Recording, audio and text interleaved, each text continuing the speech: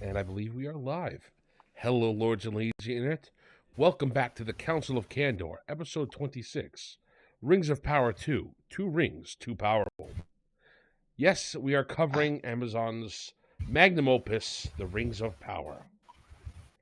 And yes, Liam, we are late. I'm sorry.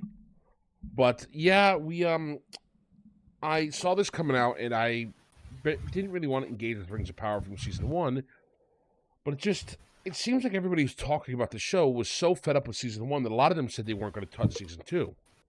And I also felt like a lot of the coverage I saw of season 1 was correctly maligning the show, but it didn't dig into it the way I wanted to. I wanted to really dig into it for more than just a, hey, you guys ruined Tolkien's lore perspective. Because I absolutely love Tolkien's lore, but I also think there's more problems. It's bad on just a basic show. Exactly. Now, with me tonight, we have several different guests, some new, some old, and we're going to go from left to right and have everybody introduce themselves. First up, on my left, we have Mr. Blowfish. How are you doing today, sir? Hello. I'm your friendly neighborhood weirdo. And Lord of the Rings fan, I suppose.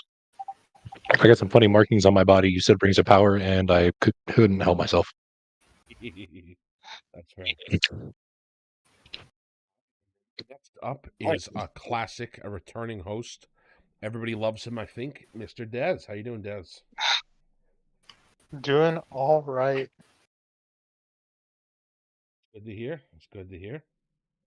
And last but not least is another new addition to the lineup today, our friend Zoog. How you doing, Zoog?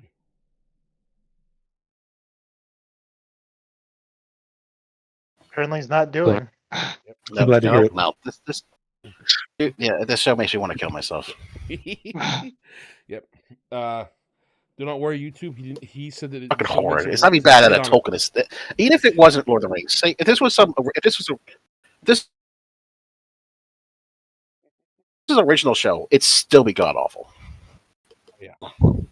Yeah, I'm an elf that's 2,000 years old, but I can't diplomacy for shit. Want to sit on a shelf. Don't worry. That's what he said. So let's try not to get this episode demonetized in the first 20 minutes this time. I'm sorry, I was reading chat. Our chat is quite funny. Chat's on the stream, by the way, if you want to read it. And yeah, so a couple points of business to attend to before we dive into the show. We are going to postpone book club for a little while because this show needs to be covered.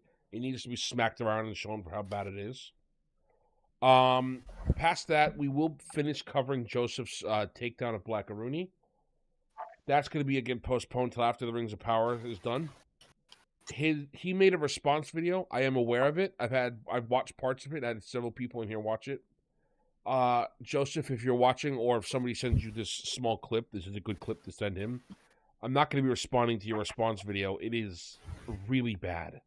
Your response video fundamentally misunderstands the arguments we were making in replying to your arguments. It would behoove you to take a holistic approach when you hear something. For example, there's a single argument in the video that convinced me not to cover it, where we are talking about how in the military you tend to keep your weapons unloaded, and how, especially for harpoons, you keep them unloaded, since harpoons usually are fired off of CO2, and in order to use CO2, you have to punch a canister. Joseph could not understand why we were talking about harpoons, even though in the clip that he had played beforehand, he had said, oh, they are going to use harpoons and guns. I don't understand why they keep it unloaded. It's quite infuriating for you to not have the reading comprehension skills. I can only assume that you are either a child or you just cannot be engaged with. I'm sorry. I had fun talking to your video. We're still going to finish the rest of the video we started because it's not fair to my audience, but I'm not going to be doing the tit-for-tat responses after this. If you want to give an actual response where you go through and actually respond to our claims, it'd be great. But I just don't think you have the maturity or the reading comprehension to, unfortunately. And that's that put to the side. Anybody want to say anything before we move on? Wait, do you mean that clip is very funny of how he just fundamentally does not understand the argument, and then says how we didn't understand his argument. Oh, Joseph, he changed his name recently to Freaky Nakamomi, but he's the guy who went after Blackaroonie recently that we've been covering on the show. I know. I wish Joseph Anderson was like I was talking about him. Some of his videos are good, some are but like I haven't engaged with him for a while. I haven't seen the whole Black Rooney thing.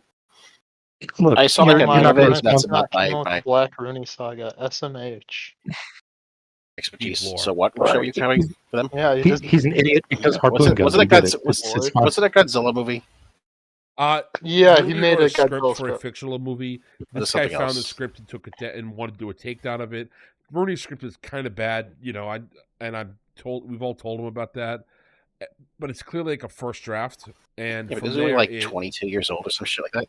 he's like 8. He's a kid. He just, you know, what I want to go to ages, but he's young enough that this, Des does. Suck, Yeah, did he just turn 18 or something?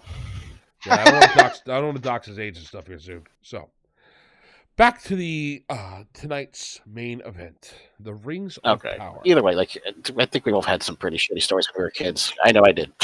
Exactly. I'm not going to hold it over his head. So, the Rings of Power. Tonight is going to be a special thing because first we're going to do a quick recap of season 1. Considering I highly doubt anybody watching the show has seen season 1, and if you have, it's their YouTube videos. We're only going to hit the important plot beats that set up what's happening from season 1 to season 2. It's going to go really quick. So, season 1 starts out with a character named Halbrand. And we're not going to go in actual order which shows up. I'm just going to go from characters. Halbrand. He's the most important character in season 1 because it turns out that he's actually Sauron in disguise the whole time. This is important because Halbrand, while being Sauron in disguise the whole time, is actually not evil. He's trying to be a good person. It's not him manipulating people.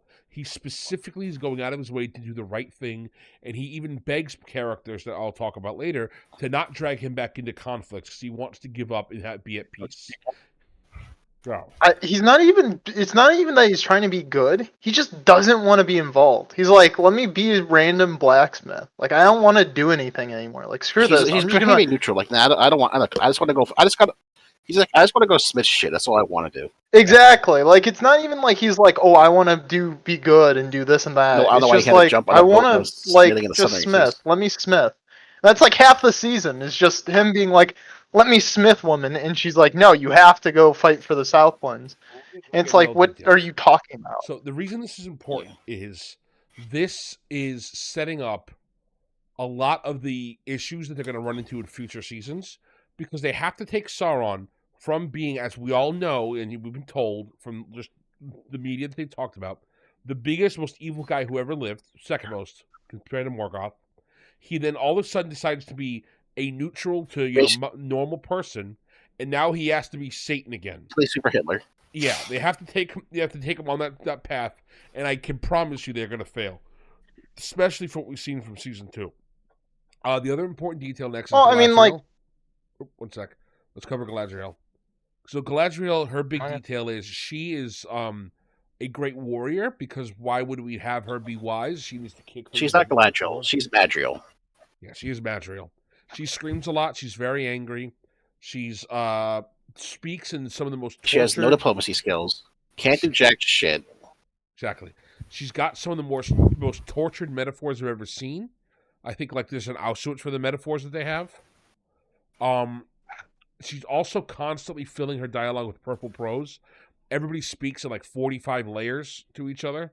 It's frustrating, and she's some of the worst about it. She also has been fighting, looking for Sauron for like 1,000 years. Failed to find him. Accidentally meets him on a shipwreck after she jumped off of a boat and swam 4,000 miles to shore, which is canon, by the way. They said that's how far she swam. Yeah, Galadriel and Sauron just happened to meet in the literal middle of From there, she got put on a ship. There's like 4,000 miles of fucking ocean. They just happened to bump into each other. And they just happened to get picked up by a Numenorean ship. It just happened to be... Well, ship is generous. And from there... Raft, whatever. Yeah. From there, it basically leads into them getting to Numenor, and then, you know, she goes and does some stuff on Numenor to get them involved militarily. And after they start getting Numenor involved militarily, Galadriel fails. through that action. We'll cover that in more detail in a sec.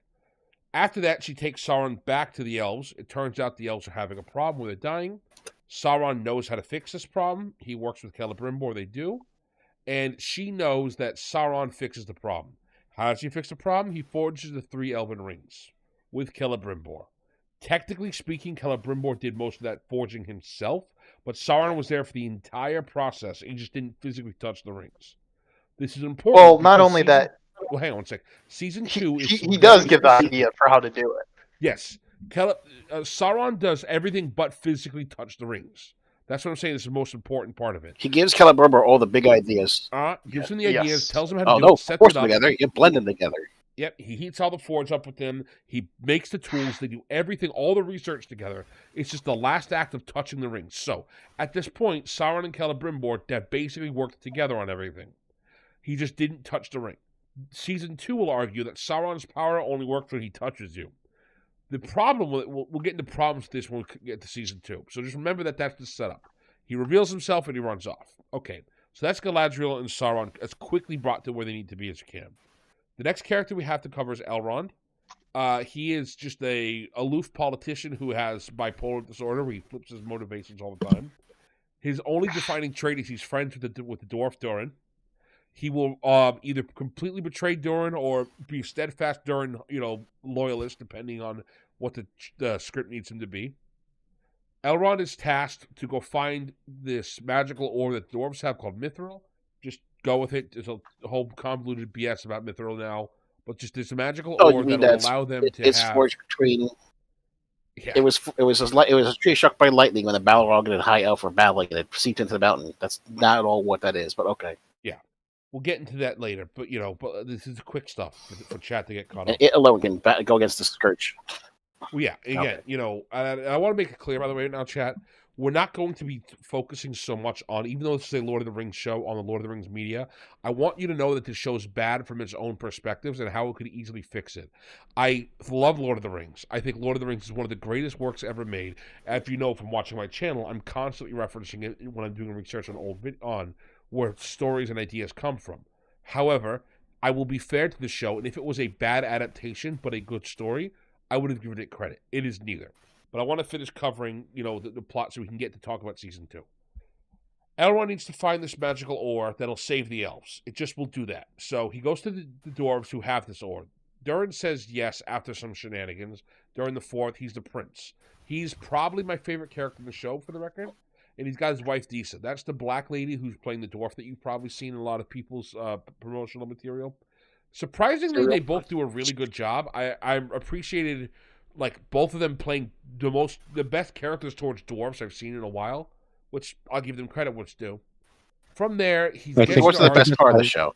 Dwarves is by far the best part of the show. From there, they go deal with his dad, Durin the Third, who's the king. The king thinks it's too risky. He declines giving the ore to the elves. The elves offer them a bunch of rewards for it. He says, no, get bent, tree lover. This causes a big fight, and Durin the Fourth is kicked out of the family tree. But he slips Elrond a little bit of this mithril before he does, which is what Elrond uses to help Celebrimbor and Sauron make the rings. Elrond has no idea that Sauron is Sauron, by the way. Nobody knows that Sauron is Sauron when he's making the rings. That's important to remember. They still think he's Halbrand. That's not exactly true. What's her face? No. No one knows for most of it. Yes. She has time to stop at the end of the show. She tells nobody for like 2 weeks. She has time to stop the forging of those 3 rings, and she's like, "Nah, this is okay." She could literally this go. Is what I want to do. Quick, Sauron is here as Belvedere. She could have just literally said he was Sauron. Yeah, I know. We're gonna get to that when we get to Gilgalad, because I got to cover the end of the show, how the final. Oh, don't forget about the Harfoots, the proto-hobbits, which are just some of the most horrifying people until the last 2 episodes. Hang on, let's get everybody caught up to the end of season 1. So you broke our laws. The back of the bus with you. Yeah, let's just go to the hobbits real quick. Throw them out of the way. The Harfoots, because they don't have the copyright to hobbits. All they are is just running around the woods doing shenanigans, while a character who they want you to think is Sauron just wanders around. He's Gandalf, and these just hobbits, and they just go on Gandalf and hobbit shenanigans. Undoubtedly the worst part of the show. It's the most boring thing ever. Every time the Gandalf hobbit plot comes up, I've rolled my eyes. Just literally nothing happens outside of 2 hobbits go with Gandalf, Nori and Poppy, who are totally not Sam and totally not Frodo, but women. They go with totally not Gandalf off into the desert. That's all that happens in season 1 for them. Everything else that they do is, they also meet Slim Shady. So Eminem is here. He's also a woman now. And Hey, we start Slim Shady also comes back in season 2, which is awesome. This is true. I wasn't expecting Slim Shady to come Me back. either. But that's why I was saying that we have to cover the things. That covers the hobbits. So back to the men. From here, the only important men that we deal with is, first up, we have Isildur. He is the son of... Oh, shit. Sorry, I had to sneeze there. What was I saying? Isildur, guys, what's his dad's name? Shoot, I just sneezed and lost I the completely spaced it. Oh, no. thought. Oh, no, we're going to lose all street cred now. All right, I blame Des. This is all Dez's fault. He learned too many Hell words. yeah. Elendil. Hell It's yeah. Elendil. Instead, he's Elendil, yes. So Isildur and Elendil, they're in Numenor, which is really weird, by the way, for the books. But they're in Numenor. He finds Galadriel, brings her to the palace. Elendil, who basically goes on an arc where he's hanging out with Galadriel, learning all the same things she's doing, and getting the nation prepared to go to war. Isildur doesn't want to go to war. He doesn't want to be a boat guy. He just kind of is like a college burnout, essentially, for like most of the thing. All of a sudden, when war starts, though, he really gets fired up and actually has something to do. I think it's ironic that when the show does Isildur, it kind of makes him... He's horrible for what the character's supposed to be. But it treats him like he's a kid with no direction. Yeah, but it's interesting because what it shows is how the writers feel about modern-day young men and some of the struggles they go through. When ironically says that young men don't have any drive right now because the things that they're being told to do is like just complete, like they don't have any drive, don't have any direction, and all of a sudden a war starts and the young men are excited because they can go to war. They have something larger to believe in. It's a really interesting way that the writers view young men and humanity, and I just want to keep that in mind for later. From there, basically the only important parts that happen in Numenor is it is inhabited entirely by 3 different people. The first group of people are all the good guys who love elves. There's only about 6 of them. The second group of people are NPCs who walk in the background. The third group of people are the they took our jobs people from South Park, where they're complaining about everything. Shut up. That's what they are. I know what they are. It's retarded. It's stupid. Now, chat, when I say this, you're probably thinking, oh, are you making fun of how they're like, oh, those dang elves are going to take our job? Well, yes, but it's actually more multi-layered than that. Because you remember in that South Park episode, whenever another person suggested anything, they immediately glommed onto that new idea, and that was completely part of their ideas too. That's what happens. They'll be like, oh, these dang elves took our jobs. No, they didn't. We need to go to war for the elves. You're right. We need to go to war and protect these elves. I love elves. You keep cutting out for me, man. Oh, we're cutting out? Am I cutting for anybody else? You keep cutting out. I hear you perfectly fine. I think Zoog just has bad internet. Oh, I'm sorry, Zoog. Stop using the Denny's Wi-Fi or something. I don't know. That's my best advice. I'm sorry, Zoog. But yeah, so I hear him loud and clear. Yeah. It's on your I don't see anything in chat, so. Chat's not yelling at me, which is a good sign. One just Celebrimbor become a ghost who fusion dance with Troy Baker of Gondor. Look, I don't know how that this show managed to make the Shadow of War games more canonical when they had, like big titty goth versions of the spider, but like they somehow figured it out. Excuse me? You don't know that about the Shadow of War games? I don't know that. Not talk about Sheila being a goth girl. Please not do that. She's a goth dummy mommy. I don't know why they made her that. Okay, well, I guess I need to go one back terrible and play Lord those story at a time. Okay. Anyway, yes. So, I really like what Donald Ferry said here. Dear son, I saw that too. I wasn't going to say anything because it's unrelated, but it was good. It's good. Really I do good like that Donald from Donald Ferry. Ferry. That's really good. Can I get a heart or something? No, I can't. Not in this mode. But I do love that comment. Thank you, sir. All right, so at this point, the humans all, who are NPCs, all get flip-flop between things. The only important NPCs besides the nice human guys that we still are is the Queen and Karl Marx. I don't remember the Queen's name, but Karl Marx is Farazan from the books, if you care. But he's just Karl It's her Marx. cousin, but it's her cousin. Marx. By the way, really weird. Like I don't want to get into racial politics, but she's very clearly like Middle African, and but how the this dude is pasty white. Hey, they're cousins, okay? Cousins, definitely cousins. I don't know how you could not see that. Yeah, and her father is the whitest motherfucker to ever white.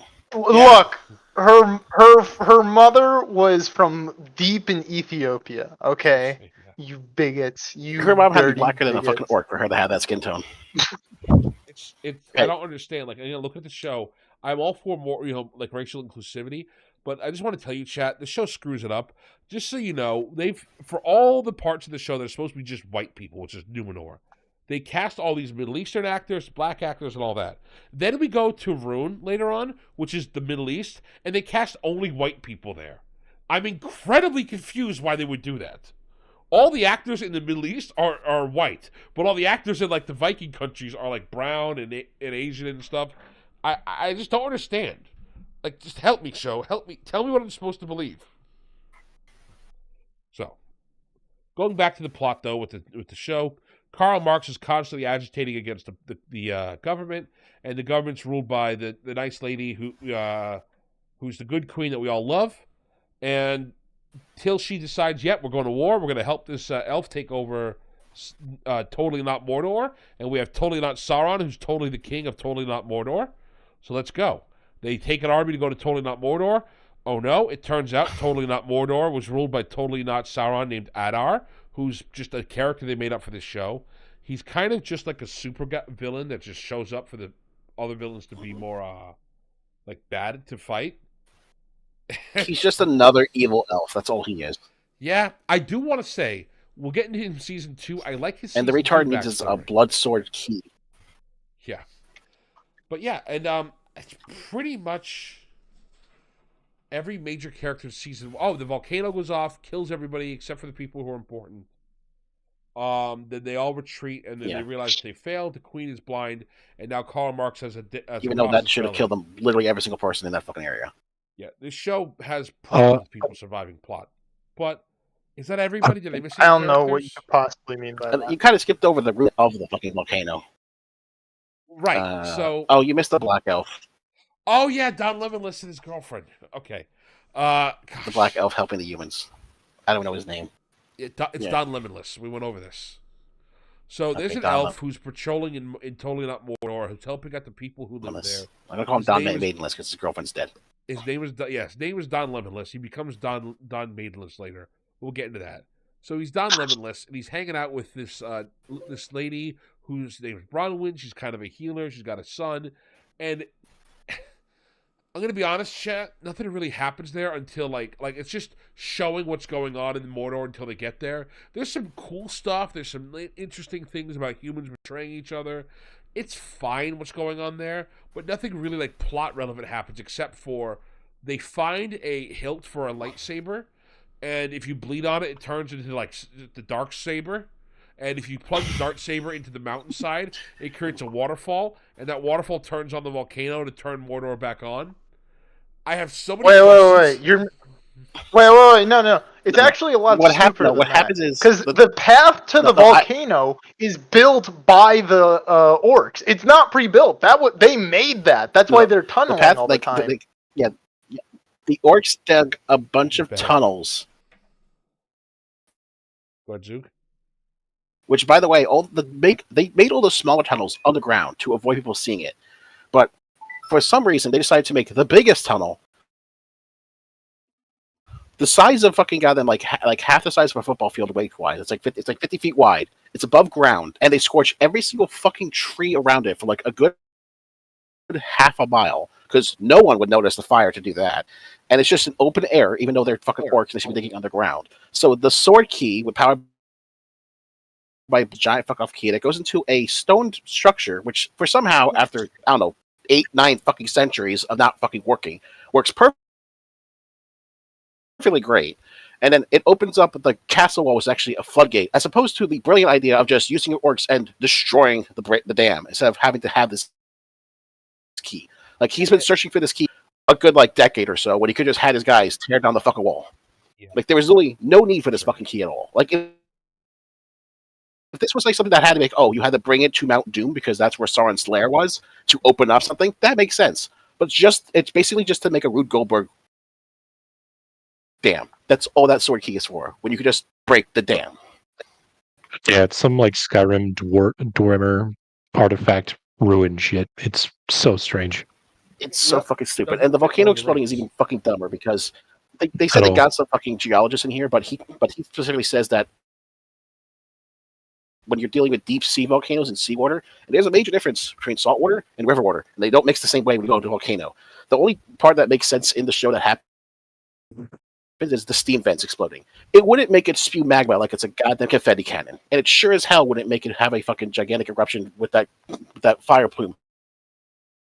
Which, by the way, would have killed everyone, good guy, bad guy alike, because those clouds have a low temperature of about 5,000 degrees Celsius. Yeah. So basically, what they literally burn everything. But they saw Jurassic Park, whatever world was, and said, "Oh, that's they saw that volcano scene." Yeah.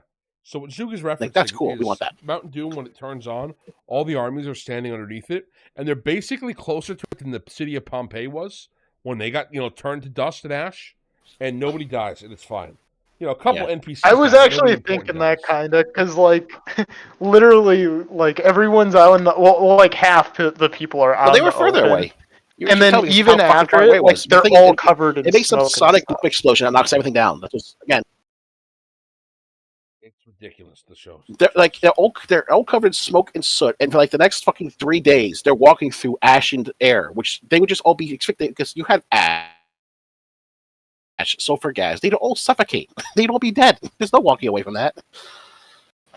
Also, the volcano apparently makes a gigantic sonic boom when it blows up because that happens. Tunnels, but later on, I'm not talking it's just a sound barrier. Yeah, so that's even though that door tunnel is literally fucking thousands of miles away at this point. Okay. The amount of force needed to create that kind of explosion would be astronomical. We're talking Zarbamba levels, and not to mention they said they got some oceanographer they got him and it can make sense, but he was talking about undersea volcanoes and saltwater. It's there's a similar effect when in Hawaii when the lava hits saltwater, but there's a major difference between seawater and river water, a massive fucking difference in how the chemicals are mixed arranged, what kind of elements are inside them, and not to mention the salt, which is the biggest part of it. So, and again, it wouldn't cause a massive magma explosion. It would cause a steam explosion. Violent one. All right. So at this point, those are all the major plot points. You are now caught up to season 1. From here, share the video with people so we can get more people in chat. Everybody. But no. Or else. Yeah. Or else. Exactly. Or else I won't love you. Mm-hmm. The only other major detail. Oh, and we also forgot the horror foots. Nope, we covered them in 30 seconds, Zug. Nothing happens. Or actually, some at the last episode they're good, but the middle part of it they're just bad. Nothing happens. We need to leave them behind. I don't know if I'd even say that they literally sabotage the other person's fucking goddamn carriage. It's just boring crap throughout. It's just them journeying. It's just them wandering in circles. So walking, and I mean fun walking because the stuff's going on. It's only just them. Here's a plot. Here's a landscape. Here's a landscape shot. That's what it is. That's what the Harfoots are mostly, landscape shots. So from here, the only other thing I want to talk about is the actress for Bronwyn. That's the lady who was dating Don Lemonless. She retired from acting to go fight for women's rights in Iran. Braver than me, I wouldn't even begin to think of that fight. I noticed a lot of streamers and a lot of people I don't want to insult them, but like Gary from Nerdrotic and Drinker from Critical Drinker, they just didn't catch that news cycle. They just they thought she just left the show because she hated it. I'm not trying to start anything with them, but they just missed that factor. It happens. That's where she's gone, and that's instead of recasting her, which I thought was a very weird. I was surprised that she probably did hate the show, and she probably did hate the show probably like I should do something meaningful with my life and not be acting in this garbage. I'm gonna go fight for women's rights over here. That's my head. You're giving she saw how actors Taylor was. Like, I should be doing something. Nah, you're giving actors way too much self-awareness than they actually have. I don't believe for a second that like. Okay. Yeah, regardless, I don't want to put words. Okay, it is entirely possible that one. Like, look, the majority of them won't. But out of like 100 fucking actors in that show, one of them should have been like, "This is." Well, they did. The guy who plays Adar left the show. He got It's fed up with it and left. By the odds of it's like the probability will always. Yeah, they have a different actor for Adar now. Always believe one or two outliers. That's funny. I didn't even notice. Yeah, that I heard from Drinker's stream that the guy who played Adar got upset with the show and left. He didn't like how it was going. They did a decent job covering it up, but I'm saying I'm trying to remember who Adar is because they. Adar is. I think we talked about him. Hang on. Yeah, he's the corrupted elf with the shit on his face. They went like the Star Trek method of just like taking a person and like putting globs of shit just on his face. They recast them in the second season. Yeah, according what to kids say. Drinker was saying, yes. Oh, fun little thing about Adar you didn't mention is he's apparently what the show thinks Uruks are. Yes. Yeah, I wanted to talk about that now that we're getting into season 2. So season 2 opens up with a lot more details. I'm going to say right now, chat, this opening for season 2 is unnecessary and stupid from the show's perspective. It tells us all these details and plot points about like. Oh God, it's so great. About Sauron and Adar being, rivals. And at some point, Adar betrayed Sauron. That's all we need from their relationship. For some reason, though, the show decides to open Sauron tries to take over, and then. Well, hang on, Zook. Hang on. I want to explain to the chat why this is stupid first. Besides the actual events, from a storytelling perspective, you already told us what's happening as a storyteller. You already said, "Hey guys, here's what's happening." Adar took over from Sauron, and Sauron and Adar hate each other, and they're trying to, in a power play against each other. That's all we need to know. The information that we got from the opening credits here was nothing new. It was 8 to 10 minutes wasted of plot, because what we actually ended up seeing is incredibly dumb. What ends up happening is, as we're watching the opening for this season, we find out, as Blowfish mentioned, that Adar is actually an Uruk, as the show calls it, which are like the first orcs that got founded. This goes back to, by the way, go watch my orc video if you want more details on this. There are 2 philosophies in Tolkien's world of where orcs come from. And Peter Jackson mixes them both in the movie, and the show attempts to mix them both here, which I think is interesting, because Tolkien never officially picked which one he liked. The first one is all orcs are corrupted men and elves. The bigger ones are men, and the smaller ones are elves. That's what the goblin elf, the orc distinction sort of came from. So that's the idea he had originally. These were elves and men who were corrupted so thoroughly that they turned to these beasts. But Tolkien can I pause for 1 second? Yeah. Not Alfarius. We'll get there when we get there. Okay. I need you to be patient. We'll get there. I promise you. We're gonna talk about that. Oh, yeah. Okay, you can continue on. I saw that. I had to tell Not Alfarius. Okay. We'll get there. It's okay. The other thing is, the other way that orcs were created in Tolkien's Legendarium, which, by the way, the Legendarium is what it's called for the world of Lord of the Rings, is they were created in pits and from the most vile pieces of the earth and dug up. That's what we see Saruman doing in the Twin Towers. He, the way that the film structures it for Lord of the Rings, the movie, is all the orcs that were created by Sauron are like natural orcs from corrupting elves and other life, versus Saruman's orcs are grown in vats. It's an interesting version of mixing both ideas together, and this show attempts to do that too. I give them credit. The idea that Adar, who's like the third in command, if you will, is the last surviving member of the first group of elves who are tainted into this, that's a great concept from a character. If I'm trying to pitch to you, hey guys, I want to introduce a new villain to Lord of the Rings, and this is my idea. He's the last surviving of the first generation of orcs. That's a really cool character. Unfortunately, he's kind of an idiot. Everything he does is kind of stupid. He treats the orcs as if they're people, when in season 1, they very, very clearly are not. They're just like a force of nature and destructive and monstrous. But season 2, which sure we'll get to this for Not Alfarius, decided to try to speedrun orcs being humans now because they give them literally orc families and babies and stuff. There's one guy who's season like, 1 only has a scene where it's not. You're being very generous to it too, because it's not like they speedrun it in like one episode. They speedrun it in like one scene. They have 2 like scenes that one scene. There's one scene that really matters. What it does is it goes from all the orcs are here to pillage. There's 2 scenes in the first season where it basically just shows the orcs are just evil fuckers. Yeah, every other scene shows them being the first season the first scene is when the elves are captured and they're digging a hole, and it's like, oh yeah, this elf's got guts. And he lets them drink water. That's another one drink water, and they think it's okay. And then when the third one drinks water, he slices his neck just to call for it. The second scene that just shows the orcs to be psychopathic murder men is in order for one of the guys to allegiance to the new Sauron, as he calls him, is to kill a child in front of everyone, which he does, and all the orcs are just chanting and egging him on, going, "Yeah, blood!" And then season 2, there's a scene where we'll find a new home. And it shows a little orc family. But I love killing children. Death to all children. Season 2, episode 2 or 3, where it shows like the orc family. It's episode 2, and here's the problem with the orc family. Yeah. It's not just the fact that it's an orc family, because orc families are not like a thing. Tolkien specifically avoided figuring out if they were a thing because he was not comfortable with them as a concept. The reason that orcs having a family is done in the show, it's because there's a character who I think his name is Carvatch, I believe. He's basically our second in command. He's another orc who's like, hey man, Daddy Advar, I don't want to die anymore. I don't want to fight. I just want to be a peaceful farmer.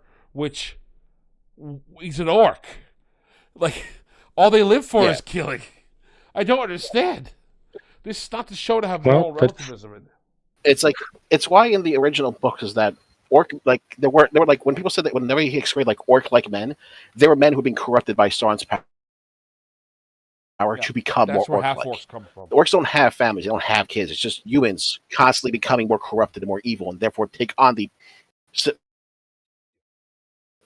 physical appearance of orcs. They don't give birth. They don't have genitalia. At least I don't think so, because Tolkien isn't like Martin, where he needs to describe a penis every 10 seconds. Tolkien wrote multiple letters, and to help answer your question, Oliver, kind of the first generation were made by Morgoth and Sauron at the same time. I would argue that Morgoth had the plans, and Sauron's just the guy who did them. It's like the way I would argue it. But if we go back to Tolkien, the way he argues and talks about it is orcs as a species, he says, don't work at all. The most important thing he has is the biggest struggle, he says, is as a Catholic person, having a race of monsters that cannot be redeemed keeps me up at night. And he said multiple times that was his biggest failing.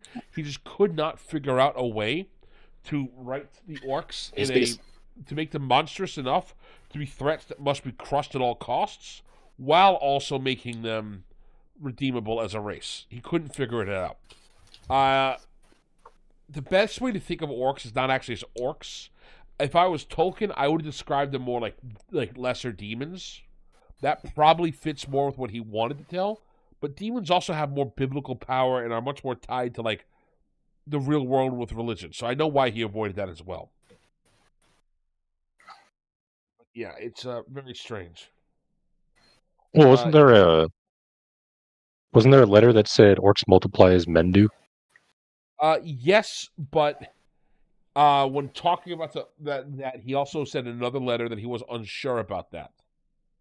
There are multiple letters Tolkien wrote where because again, he struggles with this. He doesn't for himself, he never settled on what he was happy with. This is the one piece of his world that was left blank because he couldn't figure it out.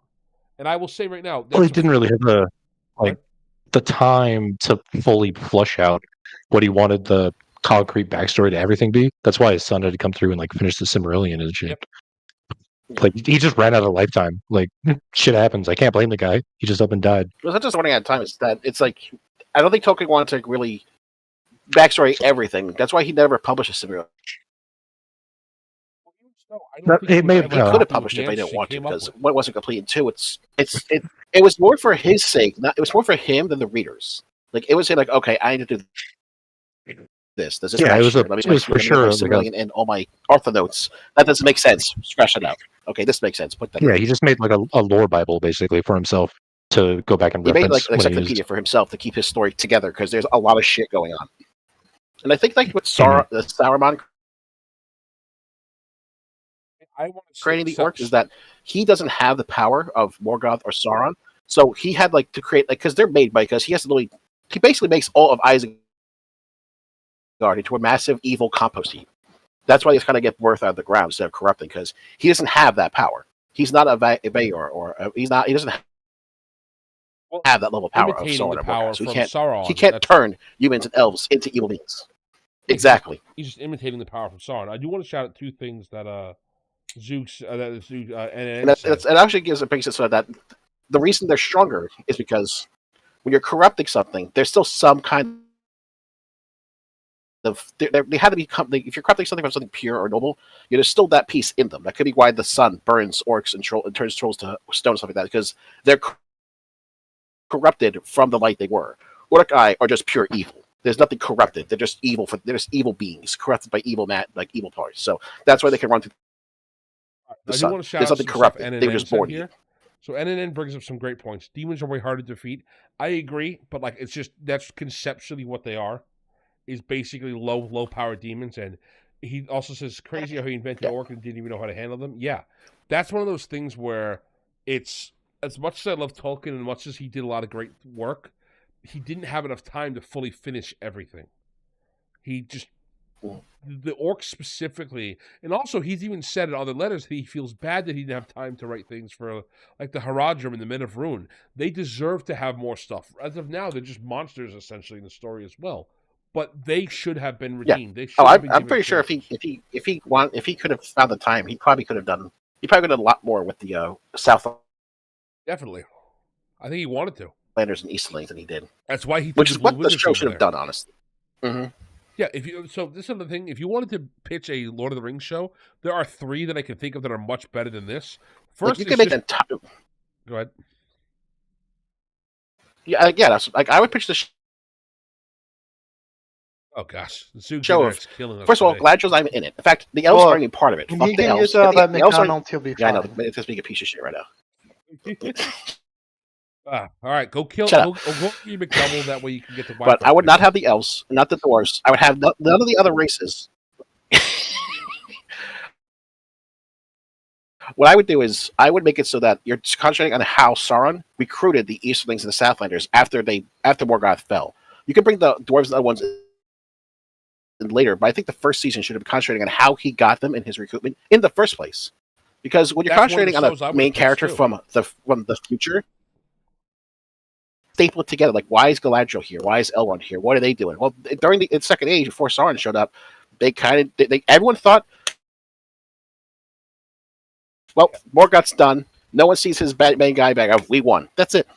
That's how Sauron was able to get away with it. Because they think I'm dead because my master's dead. Time to be a manipulator, stick to the shadows, keep my head down, get connections, and then build an army. Not go into a boat, find Galadriel in the sea, and then like 3 months later tell her I'm Sauron and hope she doesn't tell anyone until I'm out of the village. So why don't you go try to turn your phone's Wi-Fi off and a couple other things in the background? Other processes going on. Phone's what? Your Wi-Fi. You're out of sync incredibly bad right now. Maybe leave the Discord call and we come back for a sec and turn some other stuff off. But there's unironically like 3 seconds gap mid-sentence. Yeah, it's Yeah, there's definitely it seems like a major lag. Yeah, buddy. I want to have you on, but I want to make sure that you could engage with the convo too. So while Zook works on that, I was going to say the other pitches. Zook brought up one of them. One of the pitches was Sauron recruiting the Easterlings. The other pitch I would have for the show is covering the Blue Wizards. We have no idea what they did. Like that's a complete free thing. We don't even know what they look like. Another show that I would have suggested to have covered would have been a Dwarven Game of Thrones, essentially, because we have no idea how they lost the rings, how the dwarves' 7 rings were lost, and what happened to them. Those 3 sections of the show, or like gaps in the lore, are wide open. You're not going to step on any toes, and you have free reign to actually add to it. I would love to combine the Blue Wizards and the Men of the East into one, like, just a Fall of the East show. It'd be great. And you have Amazon, you get to have all the minority people you want because this is an unexplored area. You can make everybody look however you want. We know that it's like the Middle East and Africa here, so you get to have a completely diverse cast, and you get everybody on board because now it's super exciting because we get to see all these great cultures. You get to develop cultures from the ground up. You know how awesome it would be to have a fantasy Ethiopia? Or a fantasy Nubia? Nubia is one of the coolest ancient countries to ever exist. With the fact that it's all about bow archery and like swamps and the Great Pyramids. You know, most of the pyramids that you think for Egypt are actually built in Nubia. Like, that's how cool that area is. It's like, oh no, we can't have that. Yeah, they're African Mongolians with a state. They're incredible. Yeah. And the aesthetic of Harad, Far Harad, and Rune is some of the coolest looking, like, architecture and armor design and weapon design, and some of the most outlandish military units and creatures live in the Far East. It could be and it's all creative cornucopia. Yeah, it'd be brand new because all we got was that little glimpse of the guys from Rune in the movie, and then Mumakil in Return of the King with the Battle of Pelennor Fields and the ambush in that one valley. Like, it's easy. It's free real estate.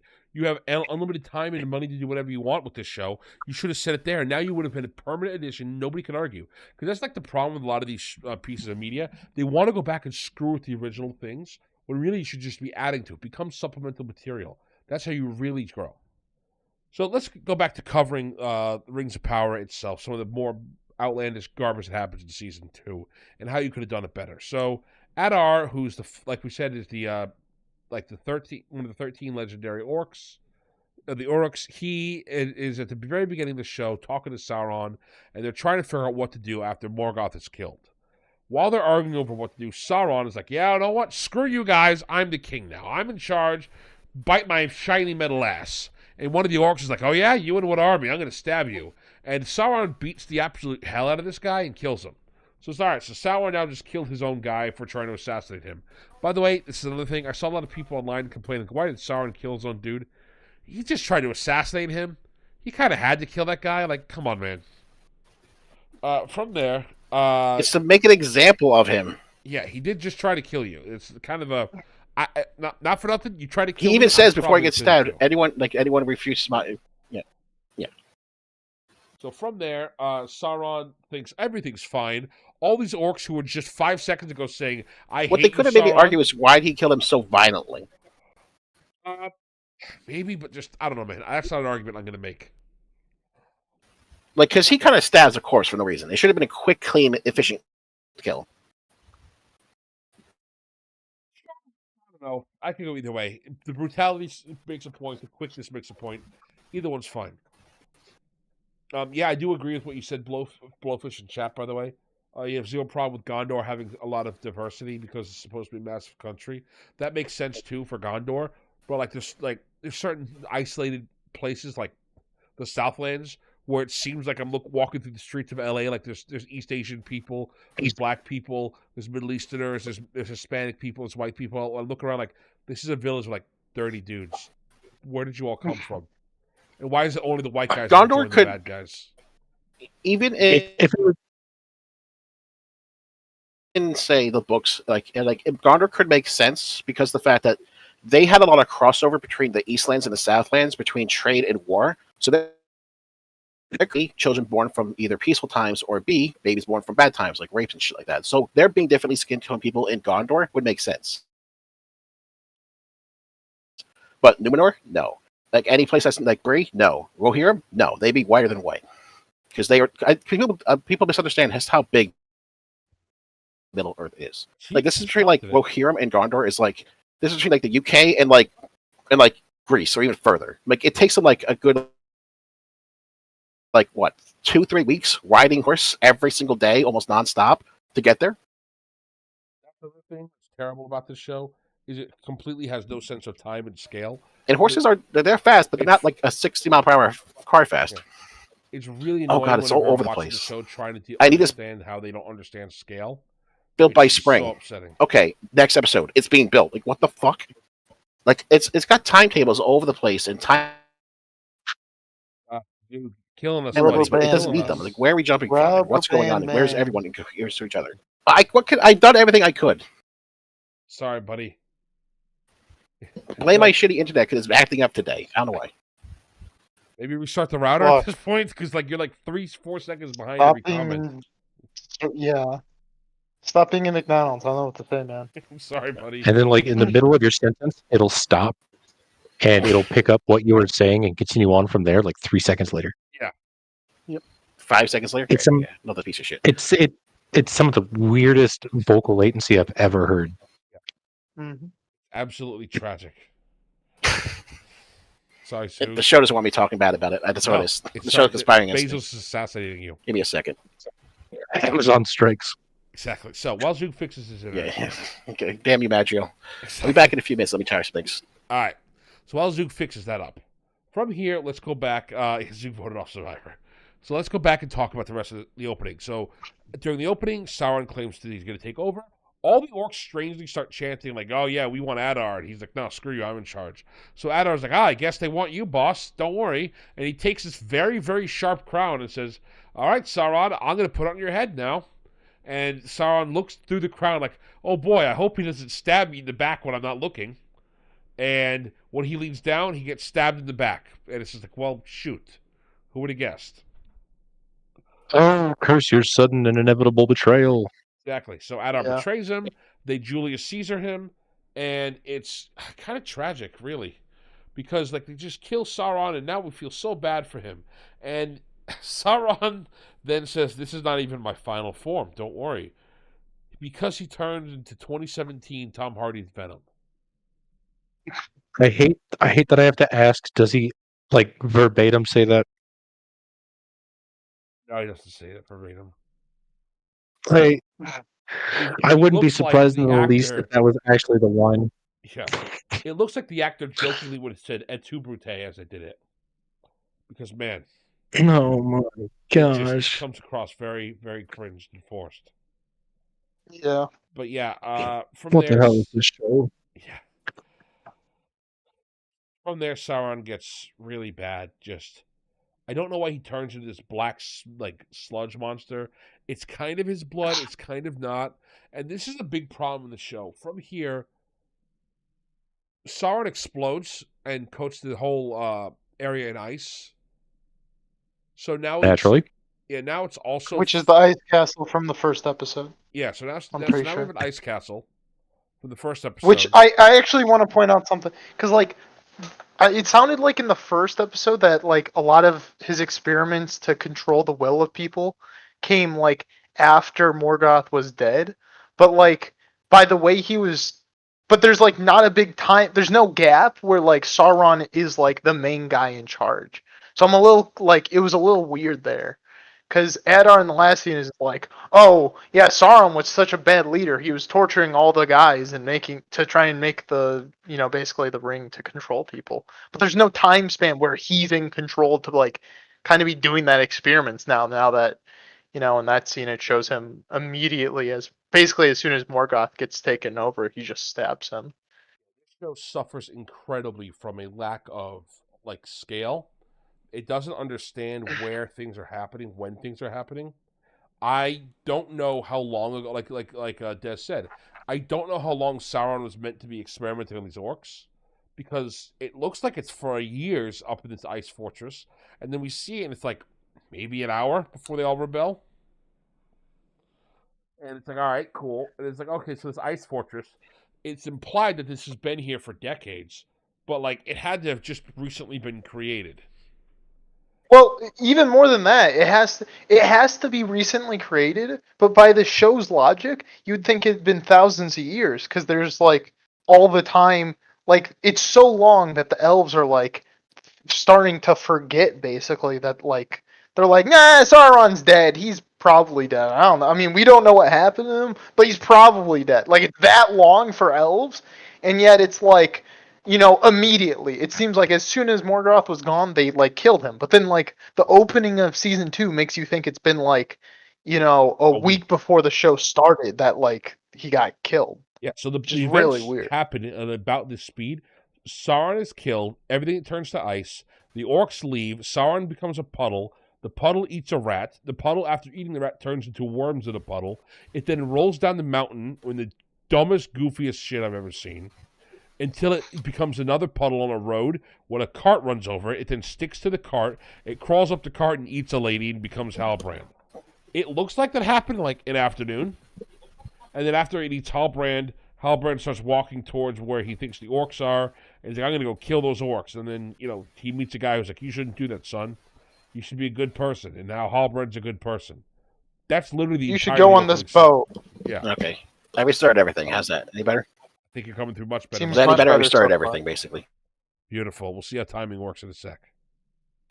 Yeah. So, that's basically all that happens at the opening scene. He turns into a puddle and he just gets told to be a good person. That kind of ruins everything. Like, I don't know why you would. Well, actually,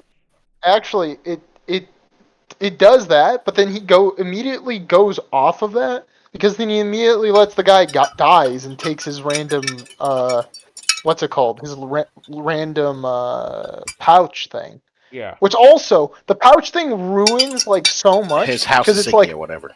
Oh yeah. Well, no, because it's like, oh, you took the pouch, but then like, why does like? I get that it's like from the household, but why does like Galadriel like see the pouch and it's like that has to be from the king's thing? It's like it's apparently kept by the servants too. So like, the show screwed up. He didn't meet the prince of the kingdom of the house or something. He met a random guy who kept like this bag because his ancestors worked as a He met a dude who served the people. Yeah. Yeah. Well, I mean, like, thank God he found him because then Elijah wouldn't have trusted. Oh my goodness! Wait, no. The last season you could have actually had it because it's been however much time. So you could have had it. I thought it was implying in the last season that he killed the last ruler, but in this it's just random guy. Oh my goodness! Shut up! I hate this. I forgot about that. They literally didn't watch the last. That's crazy. Random farmer. He joins on the ship. That's literally the last episode of the season 2, and they just forgot. Am I still to watch hiccuping or fine thinking rubber banding? Is it any better now? Yeah, it's much better. Okay. Yeah, it's just infuriating. Yeah, we started looking at it like, why would you write like this, Mr. Writer guy? Why? Why? Yeah, it's like I thought like the whole thing was like, oh, because like the whole thing was like, oh, the reason Galadriel knows is like, oh, this is from this ancient king. So you could just had that since the first age, and he just took it from the king he slew. That's how the heir ended. The heir died because Sauron killed him, and that's maybe what you could have done was, in order for Sauron to prove his worth to Morgoth, he had to kill a highborn human ruler. There you go, bam. That proves exactly it. Yeah, that could have been something actually tied to the stage or some shit to show Sauron's dedication. You have to kill this noble, loved king who is beloved by all, and kill him. And when he no longer has an heir coming in, you have to end a line of kings to prove you are truly evil. No, you just find off some guy whose family served them like a century or so ago, or whatever. Thank God he just happened to undulate into that path to possess that woman, and then while at Middle Earth, to the one guy who had a sigil that belonged to an ancient king that Galadriel happened to know of. Such great happenstance. This fucking writing. People stumble into each other. Plot like there's no it's and then it's like, oh, this happens and then this happens. It's like, why? Why are these characters? Here's a great. And then this happened, and then that happened, and then this happened, and then. Yeah, I just want to give you a great example of how stupid this is. I think episode 2, this is what happens. Isildur comes back from the dead. He was killed in season 1, by the way. He comes back from the dead. They dropped a burning building on top of him. And now you might say, oh, so he crawls out of the ash? No, he's in a spider's cave. He's in Shelob's spider's cave. Yeah, by the way, Todd, they just randomly do that. After eating the cart lady, he did nothing wrong, except he abandoned the old man instead of attempting to help him. And then from there, he's done nothing else even. He's just done like kind of like ooh things throughout all of season 1. Season 2, he does a little bit of evil stuff-ish, but it's more like prankster stuff where he convinces the dog. The most evil thing he did in season 1 was that he stole that guy's pin. That's it. That's the most evil thing he did. Yeah. Yeah. Yeah. They took our jobs guy. He stole but that's. Yeah. He stole a pendant, which would have been stupid. He could have just said, "Hey guys," but that's about it. what he He's done like nothing else. Because it's like, why do you have to steal it? He could have said, "Hey, I see these. I tried." He could have just tried going, "Hey, I've been trying to like mine." As they said, to join the guild. I see you'll have guild memberships. How do I join that? And maybe because this guy treated us to free meals. He's a very charismatic man. He's really nice and all that. Let's give him a good word and get him fast lane through the guild. There you go. Instead of him stealing it and then him being in prison and then happenstances. Like the whole point of starting, he's a very charismatic. He's deceived elves and wizards. Deceiving a bunch of mortals will be a piece of cake for him. And it makes it even more so that, I want Numenor to fall because I want them to join the war in the Middle Earth. Like he could have he's a great smith from here, but he made these fantastic weapons. I wonder if we can get other smiths like him from the west or from the east. We should go see if there are more smiths like him. Your question, Todd. Yeah, he's basically not done anything wrong of feeding that random old lady. Also, Galadriel's diplomacy is like the worst I've ever seen. You think a bitch from like, you think a Galadriel's just retarded. Like it's not even just her diplomacy. It's literally any decision she makes. It's the wrong decision. It's just the worst. I don't think she makes a smart decision. So, after... Also, I like how, no one's seen an orc for centuries. Like, maybe if the elves back where the Southlands... It's a weird thing. Yeah. Maybe if they scouted maybe extra 20 miles or whatever, they would have seen the fucking 20-mile-long Scorched Earth campaign going on. That's season 1, Sue. And even if they got captured, because I see someone like, I know, but that's so horrible together. Yeah, but that was 2 years ago, Zook. Now we're in the future now. Even season 2, you would notice that shit. You would notice some Scorched Earth campaign. Now it's all more. Dude, you need to stop living in the past. Stop living in the past. Okay? I do really want to point out something hysterical in season 2. I want to get back to the Isildur. So Isildur died. A burning house dropped on him. He wakes up in Shelob's cave. And before you say that's not Shelob, no, it is. The writers confirmed he ends up in a fucking spider cave. No, that's Shelob. What? The writers confirmed this baby Shelob. Of course it's Shelob. What do you mean? Of course that's Shelob. There's a cave full of spiders with billions of spiders. Of course Shelob's in there. You're out of your mind. Shelob wouldn't get punked that easy. You're out of your mind if you think that. No, okay. The spider scene is so stupid for more than that. I didn't know because just nothing happens for so long. How does he get there? He doesn't move. He just wakes up. Spiders don't move. Oh, I'm ignoring the teleportation. Like you have to just move on from that. Like there's no explanation. That's just a thing people can do. Yeah, Yeah, like the show writers don't bother from explaining it or even outside giving with the horse. what happened? Excuse. I'm not going to pay attention to it. God, It's just like Skyrim. There's no more enemies around. He could fast travel. He fast traveled from. I guess. Take that excuse you don't want to show a guy walking down the hallway for 5 minutes. Yeah, but it's like people don't understand. Like no one wants to see for 5 minutes if the 5 minutes are boring. But if you have a tension filled or something's happening in the background, like there's a bunch of different machinations going on, that could be it could be somewhat exciting or tension filled, skipping around. And look, like Star Trek Generation, you joke.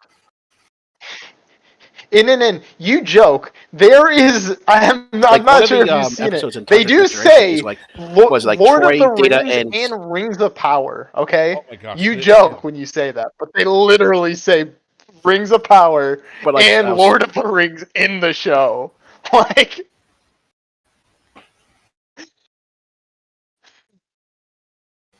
full title credits. I fucking hate it. But one of the scenes in one of the episodes of Star Trek: The Next Generation is that there's a scene where Picard is captured by Troy, who's being possessed by a. But they just one of the most tense scenes in that episode is them walking down a hallway because they're holding hostages and the security is trying not to do anything because they don't want to threaten them. And it's a tension-filled moment because they're going to someplace that'll release 3 other prisoners. So they're walking down a hallway for a good 40 seconds, but it's tension-filled, and you can see where they're going. You can do people walking places and have it tension or meaningful. It doesn't have to. Oh, we went from a bird building, then to a spider lair, then to the horse, then to woman on a cart getting attacked. Wait, what? What's the time frame in this? Is it the same day? Is it the next day? Is it a week later? But then this whole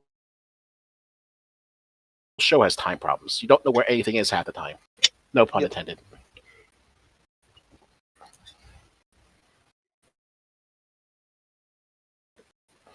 Also, very convenient how in season 2 when Sauron died and exploded in an icy nova, all the orcs just survived that. You know, the rest of the Earth, even the fucking tower, frigid cold ice spice off of it. But everyone inside the tower, just fine. They're okay. No sleeping off. You should know by now that after last season, that explosions do whatever the writers want them to do. Like, after the volcano thing, like, I don't know how you can see anything happen and be like, oh, like, that's, you know, like, things just happen. It's if like if you survive the explosion, it's whatever the, the writer wants. Like, there's no... Everyone survived the volcano. Even the fucking villagers did. I love the excuse the writers did for the fucking waterfall volcano. They wanted to make it tie into Tolkien's environmentalist messages. Yeah. Anyways, I agree with Todd by that. Damrod the Hill Troll, that's the best character so far on the show. He's quickly because he has 2 lines. Where's Sauron? Yeah. Yes, you are correct about he's the least talkative curse. That's why he's the best. Yeah, the second he starts talking more, he's going to get worse. Fantastic chat. It would be called the Council of Kandor ring. You're correct about that, sir. The COC ring. What's that? Oh, I don't have the chat. I would, in fact, find the COC ring. Yeah, I'll stand the COC ring. He says if the Council of Kandor had a ring, this would be called the COC ring. And don't worry, we're you know, I get it. We're for YouTube, though. They yelled at me last week because we got too spicy. But yeah, so going back to the other shenanigans. So Elrond, Isildur, his horse finds him because the horse is just his best friend. They got bonded after riding for a while. I'm just gonna let that slide. We're just gonna assume the horse is magic. It's like a unicorn. It finds him. They have a magic bond at this point. Have a magic they established that last time. Right, but I'm just gonna assume that it's like the horse has got quest markers turned on, level of magic bond. No, that's what I mean. I'm just saying. I'm just agreeing with you. Like, yeah, it's just magic at this point. I can't explain it. So after the horse uses his quest marker and finds the Isildur quest, they go from the spider cave, which, by the way, funniest shit ever in this show. Mordor's been created like a week, 3 weeks tops at this point. They already have it known as the orcs are chasing after this horse and it runs into the thing. It's like, that's the Black Forest. Nothing that goes in there comes out alive. This place has existed for 3 weeks. What do you mean that's the Black Forest? How have you named this place? And how have you named this place? It's got a deep mythological thing where it's like, oh, be careful. You don't come out of the Black Forest if you go in there alive. Like, what the hell is this? This is like some German folklore. It was like, oh, that's Doc Kriegen's Kugel. You go in there and it steals your Kugelnoggins. Like, where did this come from? Well, it's not only that, but like the spiders only come out at night because like during the day they can't come out because the spider tries to leave the cave as Isildur is escaping and he's like, light, it hurts my eye. And it's like, which doesn't make any sense because that's what the spiders don't have that weakness. That's not even dumber reason. Baby Shelob has to level up her Shelobbing skills. She needs to grind out level 100 Shelobbing. It's kind of like woodcutting, except let's not say Shelob. Shelob, that's getting a little too. I'm not sure I want to say Shelob. It's like what was that stupid Shark game? She has to eat more people. Shelob. That's the thing. Todd's got another great point. It's nothing to eat in Mordor. I don't know why that you'd set up base there, but sure. That's not Shelob. That's Shelob. Shelob's yeah, it's just so Shelob's second removed cousin. Yeah, so he escaped Shelob, and this show has the problem where everybody runs into everybody important. We mentioned that earlier. As he's going away, he runs into the only group of like cannibals in the woods after trying to help one of them, and for some reason Don Lemon comes out of Don Maidenless now, as we established, comes out of nowhere. He does a kickflip and literally explodes through a cart and like kills 14 dudes, and it's just the coolest guy you've ever seen. And I'm sitting looking at it like first of all, why are you here? It's funny too. Does this explode? It has a boom sound effect to go with it. Yes. It's funny too because also like the goblins tried to take the horse before and like they had a ton of trouble, but then these like 4 humans just do it absolutely no issue. Totally fine. Like that's another thing that's funny. Yeah, put it like this, chat. When the goblins try to take the horse, it headbutts a guy and kicks one so hard he explodes into a tree. So it's like, oh yeah, this horse is just going to kill everybody. This is like Lu Bu's Dynasty Warriors horse, which just eats people. Because it's that powerful. And then it gives up the minute humans are around. It's like, oh no, I'm being kidnapped, help. I'm being taken as a princess and still don't want to help me. It's like, I'm tired. Yeah, I know exactly. It's like, okay. See, the horse used all of his cooldown abilities. He didn't have him in that he could fight when the four guys attack. Dude, there was like several hours between it. How long are these cooldowns? He uses auto attack. He uses mountain bike, and he uses smithing. Yeah, it's like because he's injured and he's kind of skittish. It's like an extra 45 seconds. You guys forgot to remind me. He's Sildor met random black lady who stabs him. Yeah, she stabs him in the leg. Yeah, right in his one of the most important veins in your body. Yeah, and the show has some. I do have to say, I do kind. Yeah, good thing that armor protected him. Oh wait, it didn't. Exactly. Yeah, it didn't. I mean, you would say, Des? Look, that's kind of an issue in most things. So that armor's like do nothing. It's somewhat. Maybe it's just because most shows just are like, oh yeah, take out the thing. Like I do like that at least the Sealdor's like, why did you take that out? Like you shouldn't have taken that out. It probably was not a good idea to immediately take that out. Yeah. Oh, why? I don't think I was like that. I never said for it. Neither have I. It's just common knowledge. Yeah. It's it's kind of funny. I know some people thought that was kind of like lame Marvel humor. I think that's a bit. Okay. I thought he was gonna stab it back in because like he takes the knife hand and brings it out of screen. Yeah, I know, right? Because she doesn't know. I thought he was gonna put it back in. Because like the way it's shot, like he grabs the knife hand. No, you're supposed to keep it in, and then he takes the knife and brings it down screen. I think, did he just stab himself? Oh no, he's just putting it on the ground. Okay, I thought he was gonna put it back in like it's a Lego piece. Yeah. So after he meets the nice black lady who stabs him, and gets saved by Don Maidenless, he goes to the human village that is on the river. He meets Bronwyn's son. I forget the kid's name. And the kid's now going through his Sasuke. Theo. That's right. Moderator Theo. Theo's going through his Sasuke arc now, where he hates Don Lemonless. He's not his real dad. And he's going to go out and kill as many guys in the woods. Well, I mean, his mom did die off screen. He doesn't know why she's dead. I'd be pissed too. Yeah. No. Well, I mean, like, she's dead. Orc arrows. They're just that good. Yeah, it's the orc arrows. It's the thing that she was like. She wasn't actually healed completely. You know how she was poisoned? Well, she died of that poison later on, even though the they had like a dead fake out in season 1, and then she gets back up. And yes, they did. Yes, they did. Dude, it makes the dead fake out scene so much more funnier. Like that's so much funnier, just because. Yeah, she's dead because he sees like the dead fake out scene. She just pops up behind him. And I was like, oh, she's great. She's fine. 3 weeks later, like that's so funny. I love that.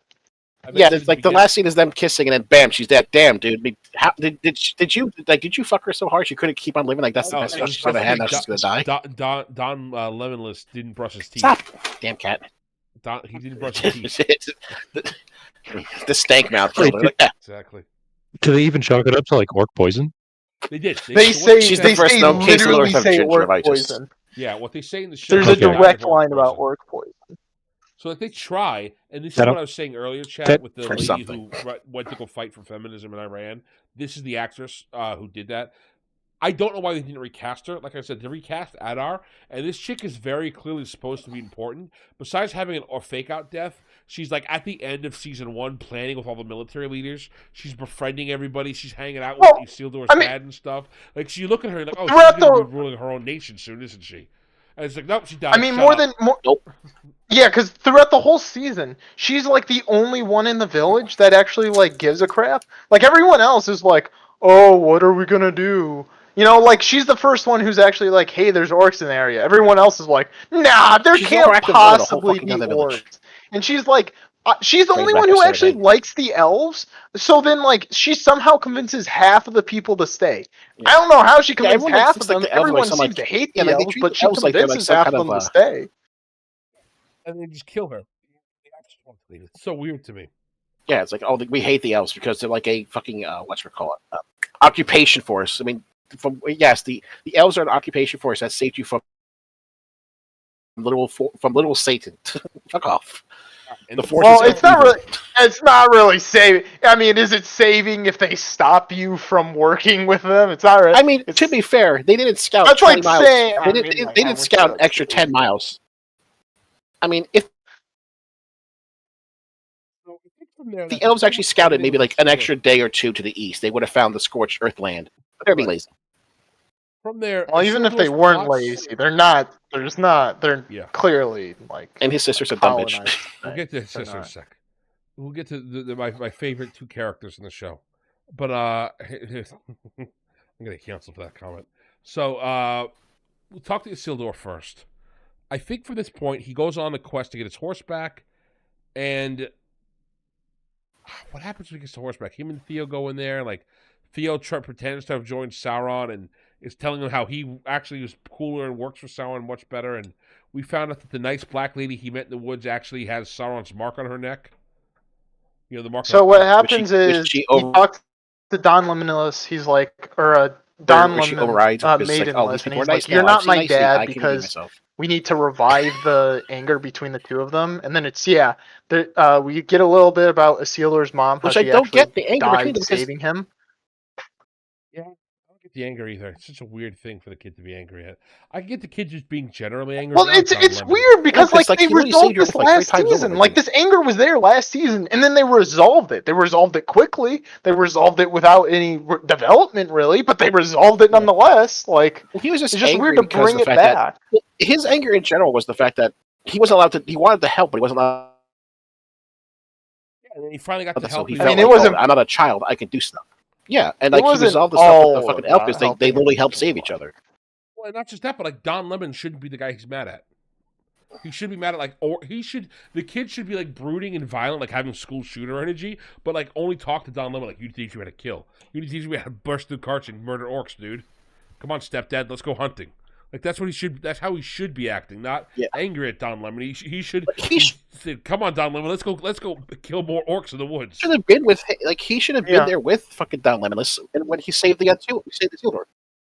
Yeah. You know, like Don Lemon. Like Don Lemon can see, like, okay, because of his mother's death, he's becoming more violent and more dangerous. I should keep an eye on him and have him have a healthy outlet for this, taking revenge on those who killed him. And that would have been a good story and a good setup teach him training, teach him how to survive, teach him how to track, stuff like that. Yeah. You know, it's like I know, like he's like, oh. She's constantly like, Dad, teach so me how to maybe going out again, scouting mission. Like he's like almost enjoying it. Yes. You know, and like you could have him. Yeah, Theo should be like, coming on scouting missions and keep volunteering. You're trying to hide away from it. You know, I've already gone through this. I know which Arabs, King's foil with Eo. And Don Lemon could just be like, oh, no, man. It's like you can say, like, maybe he wants to, or maybe what you could have is that the reason he keeps teaching him, he's trying to have him hold on to that facet of his mother, because that's what she did, and that's what she taught him. And he's not an idiot. He saw that. It's like, the reason I'm teaching you more of this. Yeah.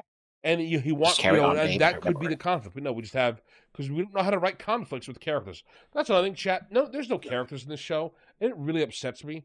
Look at the suggestions we have. There's this conflict for the sake of conflict. That's it. Yeah. This is what I want to say. I mentioned the description, but like you could very easily rewrite some of these scenes to be much better conflict. Look what we just did. I don't think anybody here would say they particularly like Theo or Don Lemonless very much, or Bronwyn. They're like fine, but like we just took them and said, hey, what if he did this, and what if this was why he was upset, and rewrote the show. They have good potential, but it's just wasted. Well, yeah, exactly. Everything in the show is like this, though. Everything in the show is like you have good plot points, you just waste it, and it's so frustrating. Like it's like the potential could be there, but it's just squandered. It's so upsetting because it's like these are basic opportunities you're squandering. I hated how fast they accelerated the. Like they had a conflict between, like a season 1, a conflict between Durin and Elrond, and then they resolved it in that episode. I'm sorry, there's no way in hell a dwarf would just let go of a grudge of someone missing not only their wedding but the birth of both their kids when they were invited. That's some serious shit. Like if you were my best friend in real life and you ignored my wedding invitation and my celebration of both my kids' birth, I wouldn't probably talk to you ever. Oh, we talk like the thing with that. Though, I can't make it. I'm not even sure that he gave out the invitation. It doesn't sound like Elrond. It sounds like Elrond just like didn't visit every once in a while, but like he expects him to somehow know about the birthday and well, the birthday makes sense, but like about the kids or no, it was kids and marriage. It's like I'm not. It doesn't really sound like you got an invitation. Elrond should know that dwarves don't live forever. 20 years is 20 years. You think he would have like a no, of course, but like it doesn't sound like he got an invitation. Like that's what the weird thing about it. It doesn't even sound like he got an invitation. Right, I need to go see him now. Like I get that he maybe should visit more often, but like it doesn't sound like he got an invitation to the wedding or like, hey, my kids were born. You want to come and like check that out? Des, but like for what Zook's saying, the big problem, is like I assume it's an invitation because.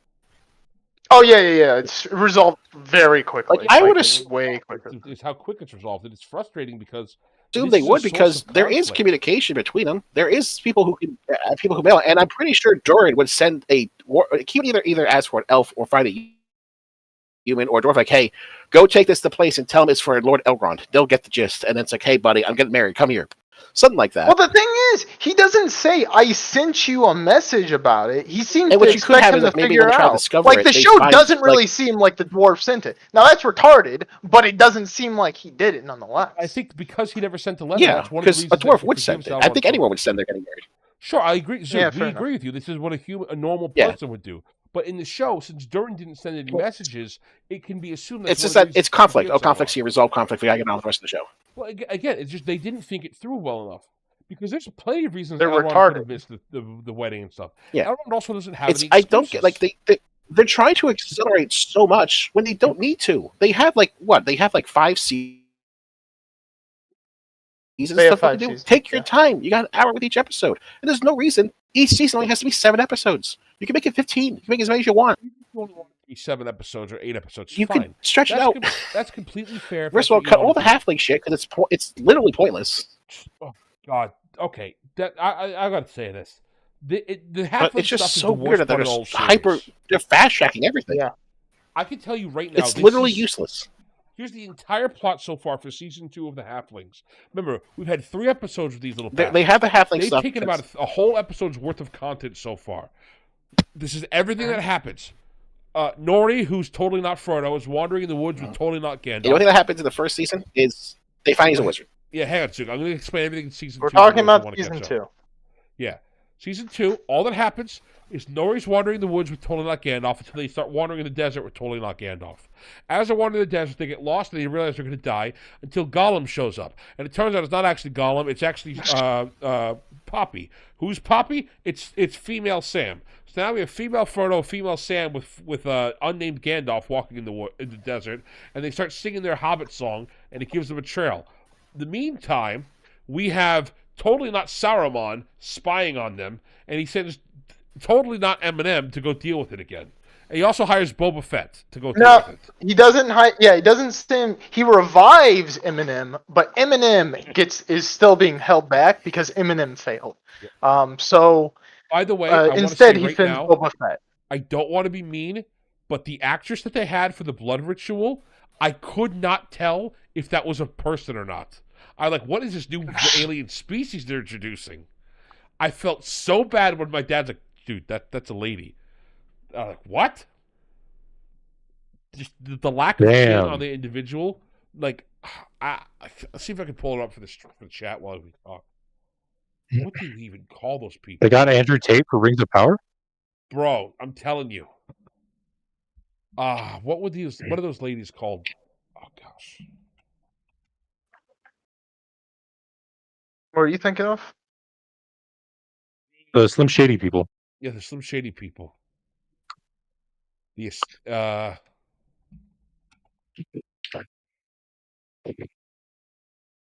Are you trying to remember about them? I'm just confused. So, which episode was? So, I'm just trying to find the picture of the actress. While you keep talking, guys, keep talking about stuff while I pull them up. Yeah, Google's useless. I mean, there's not much else to talk about, with the plot of that, because it's just that happens. He sends Boba Fett, and then what's it called? Then Gandalf finds a staff. Except, oh no, it's not actually a staff. And he does a spell that sends that realistically should probably kill not Frodo and Sam, but I mean they're gonna live. There's no way that the giant tornado hurricane that should kill them is gonna actually. Oh, they're fine. There's not a chance. They've jumped down to the well. Happening. What's gonna happen is that he's gonna look around, feeling panicky, oh god, and then they're gonna start ringing the fucking bell because. Well, I'm past the bell. Okay, the bell thing, I'm whatever. I'm considering how thirsty they were and the fact that Gandalf was having a heat stroke, like I don't think that it's fair to focus on the bell. Like it's whatever. Yet either. That's right. Is Tom Bombadil gonna be in this? Yes. God, I hope not. There's no way. Probably. Oh, hey, There's pictures of Tom Bombadil. You haven't seen him? Oh my goodness, we're so back. We're so back. Well, I mean, he's like as old as Sauron, right? Like, yeah, I'm just more amazed that they're putting Tom Bombadil of all people in any media. To be honest, I mean they cut him off Lord of the Rings, though. You know, he didn't even make the freaking extended. Rightfully so, I would say. Like, I know, that's what I mean. I've never, even from the people who've read the book, I haven't heard great things about Tom Bombadil. I guess that should be, I guess that's why they added him, but I'm still surprised, to be honest. He fits the tone and length of the book. Yeah, it's fine for the book, because what Tom Bombadil does, so Tom Bombadil is a holdover from when Lord of the Rings was written, is kind of the problem. When Lord of the Rings Tom Bombadil's good for he builds the world and the mysticism. Yes. He builds the world, A, and B, the other big thing that Tom Bombadil does is he shows the transition from fairy tale to fantasy. That's the key thing that he actually is from a meta perspective when you look into the details. Tom's inclusion is super important in Lord of the Rings because back then fantasy stuff was not shown off as well. It was not serious. And Tom is often everything he does is resolved through fairy tale logic, and all those shenanigans it's just I'm going to say goofy shit. Is how Tom's plots are resolved, and that's on purpose. It's resolved on purpose. Help explain that. He helps separate the Lord of the Rings from other books. Yes. Well, he actually shows this is what the book like is that. right now. This is a world of magic and mysticism, and Tom Bombadil was a key aspect of it. Yeah. Yeah. This shows. And he kind of symbolizes like everything past my territory is a totally different world. Yep. Like you're on your own. Left the land of fantasy, fairy tale into the land of fantasy. That's what Tom Bombadil represents. It's cool. It's important. It's great for the book, but it's completely unnecessary for the movie because even though the Shire's like this really wholesome place in the film, it's not needed for the movie. You never get this. You don't get the sense that it's like this whimsical fairy tale land, and like it is in the book. It's just like a wholesome countryside. Yep. Yeah, it's just like some, the Shire just seems like a place that you could. It's just a garden place. Well, I think it's because you can't have just Tom Bombadil. You need to have the Barrow Downs as well. So you go from the Shire to the Barrow Downs to Tom Bombadil. So there's that juxtaposition between the Shire being full of life, happy people just having fun, smoking pot, eating up, and having the time of their fucking lives, to literal undead fucking zombie creatures that were brought to back to life by a fucking Nazgul to bam, Tom Bombadil. Yeah. What we're trying to say is you have that the Shire. So it goes from like the Shire has a whimsy, but it's not a magical whimsy. You know, like you can see the Shire and go, okay, it's a giant happy place of midgets. Okay, that's got whimsy, but it's not magical. You know, it's like a bunch of fucking midgets became Mormons or something, or Amish, whatever.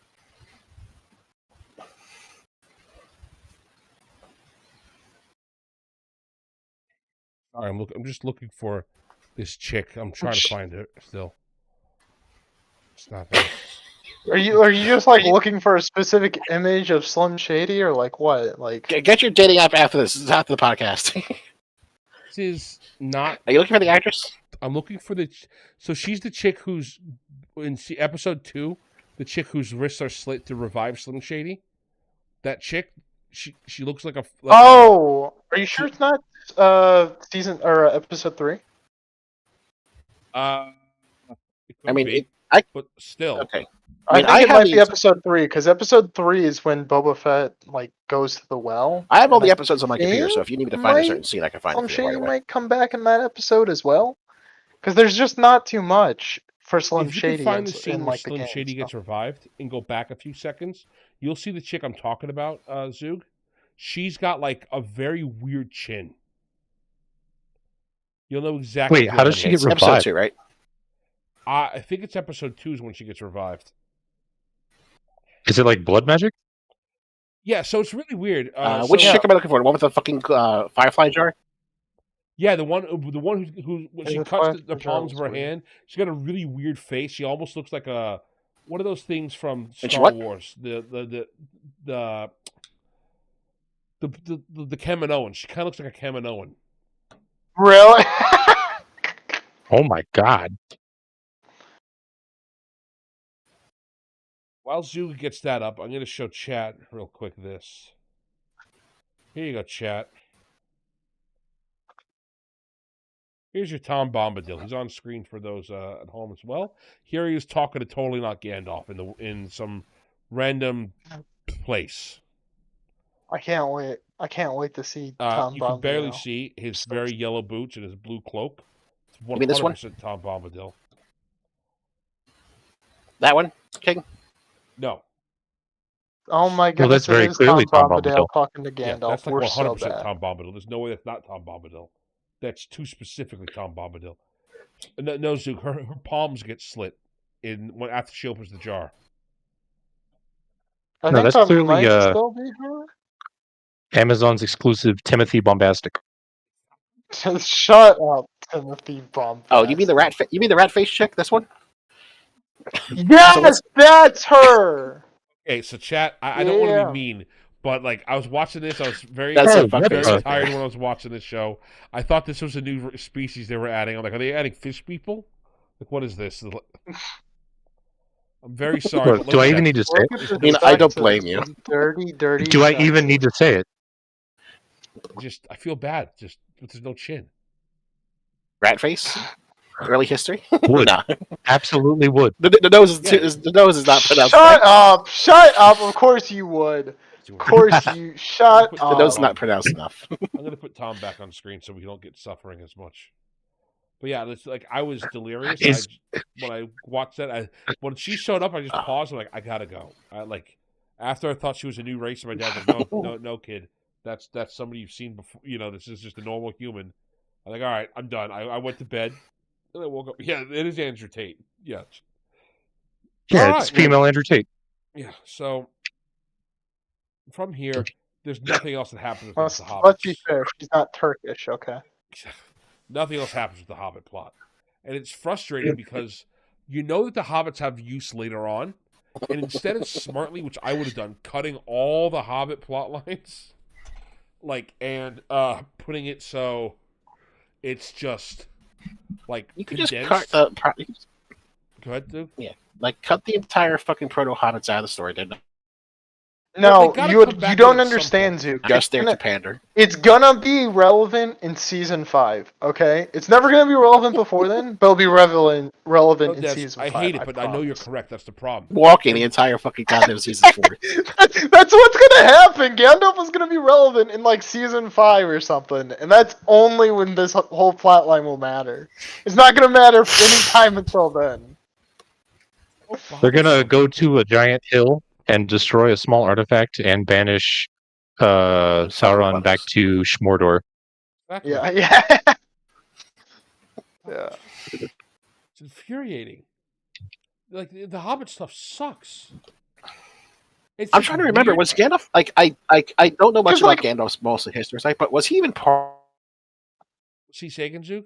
of the first war, Sauron? If I recall correctly, this is way before Gandalf show up. Yeah. This is humanity had to fail. Because he's not if I remember correctly, he's not even part of the Second Age. Zug, just to put it in perspective, just so you know, right now this is completely screwed up. So, because the show doesn't know how to write based on what Tolkien wrote, all those guys who complain about that she took our jobs, they actually shouldn't be complaining yet. Because what happens is they go to war with Morgoth, kick Morgoth's ass, and then Sauron is taken as a prisoner. And they keep Sauron locked in the tower the whole time. And they're like, all right, we got Sauron locked up. And Sauron's I know that. I know. No, Sauron gets the Numenor by being captured, and he twists everyone onto he just sees Yeah. He gets in Numenor to make them turn. I know that much. He's not just a random fucking kind of boat. Yeah. Yeah, he doesn't start with that. He doesn't start with the guy. Like Farazan and the plot that's against Miro. That's the Hobbits. He doesn't start with it.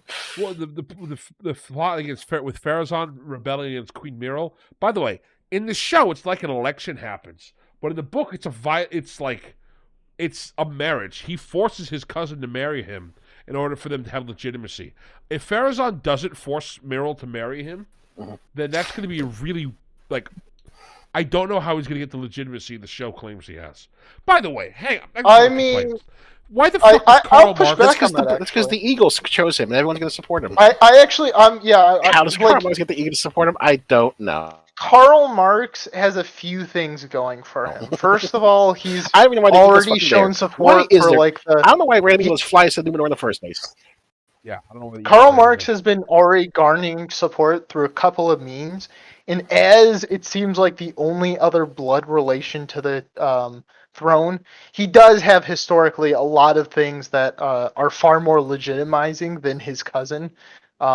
First of all, he went down to the populace very low and was took our jobs last season, and we're like, you guys are correct. I'm gonna help you out with this. And then also, of course, he gets Isildur's sister to throw down the Sing. Yeah, I want to get to my favorite two characters in the show. We'll talk about her in a second. But okay. So, chat. I actually think the way he takes over isn't too bad. I think. Sure. Given the factors that happen. I do I have a lot of problems with it, but not for the reasons that you like it. Well, I'll explain in a second. So, chat, as we've talked about, Karl Marx wants to take over Numenor. He thinks that blind Queen Meryl, that's the black lady who rules them right now, is a bad queen, and he wants to be in charge. His son agrees with him. So now Karl Marx and his son are currently looking around trying to find ways to subvert and take over. They are at a local bar, talking about how much they hate the queen and can't wait to kill the queen. Yeah, okay. Yeah, not all. I mean, the factors that lead usually has workers. The way they do is retarded. Yeah. Yeah. So they're talking with another random counselor guy. I don't know if we've seen him before, but random counselor. I feel like we might have. You see their sister and some other fucking. Yeah. Karl Marx, and then the sister to the general who led the war. Or the daughter of the general. No, it's sister to Isildur. Yeah, it's Isildur's sister. Yeah, so that's who's going on. They're all in the middle of talking rebellion. Isildur's best friend shows up and says, "Hey, Isildur's sister and Karl Marx, stop talking about openly rebelling and killing the queen here. It's a public place. You shouldn't do that." And you're right, fam. It's really stupid for us to be talking about this here in public. He walks away, and she looks at them and is like, "So anyway, the plot to kill the queen. I've got an idea." Yeah, I know. It's so stupid. Well, it's even super because even the king's son, or the king, the Karl Marx's son, openly is he's like, yeah, we don't come to this, poor area with you poors. And I'm like, you're openly talking about this here? What are you doing? He literally has a line where he's like, yeah, we don't come to this poor area too often, but we're doing it because the king died. We don't need that blind bitch no more. Why would you say that? Yeah, I just don't understand. Looking at why? It's frustrating as hell. This is what the characters would say. It's just another scene where conflict for the sake of conflict has to happen. Does anything happen because of it? A long-standing? No. And what bothers me is the actual way the scene should be playing out is they should be having a bunch of people together. Again, it's a better version of the scene. A coded conversation or whispering. Karl Marx is there. A couple soldiers are there. A couple, the lady with the knockers are there. They're all hanging out. And they're all like, hey, they should be in that other noble's private house or whatever. He invited. I think the bar is a great spot, but this is oh no, because you're all great friends of my king and stuff like that. I'll invite you to here. Well, I don't think they need to be. I think they're all hanging at the bar. This is the way the scene should go down. Not the whole let's overthrow the queen plot. They should have a discussion as they're talking. Somebody should bring up something saying, so she's got to be the new queen. It's kind of weird having a blind lady who lost a war become our queen. Somebody should mention that as a weird thing, and somebody should say, "Hey, Farazan, don't you also have a claim to the throne?" And they're like, yeah, technically, but then you get to have the soldiers talking about, oh, well, she actually was brave. She led us here, and then some of the other person can say, yeah, I know she led you there, but look what she led us to. Are we any better off? It's like have them question like, should we like the thing that actually a thing that's kind of weird, kind of a small tangent on that. Like she's like yeah, they're like yeah, she led us. It's like she didn't actually lead anything. Like she was not fighting. She only comes in at the very end, which is also bizarre, just militarily. Like yeah, let me stand on the sidelines, and then only after the battle's done, like let me go on the front lines where like this battle just took place. Like we don't have this exceptionally secure. It's like okay.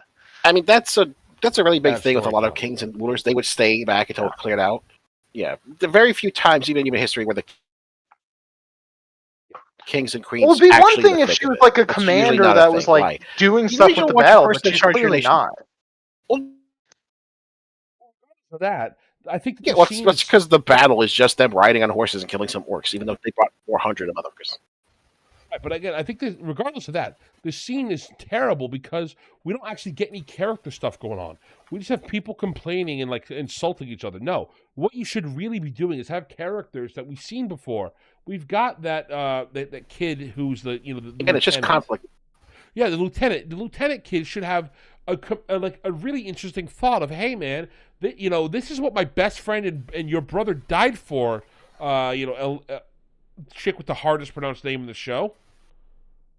Like, what are you doing? Isildur died for this. You don't think that it's worth he died for this queen? And she could say, yeah, that's why I don't like the queen. She got my brother killed. And now that's a great dichotomy. Now you get to have characters who have different philosophies and different values of honor take an event, Isildur dying, which, yeah, I know he's not dead, Chet. They don't know that, though. But Isildur dying, and they took two different meanings from it. That's the story right there.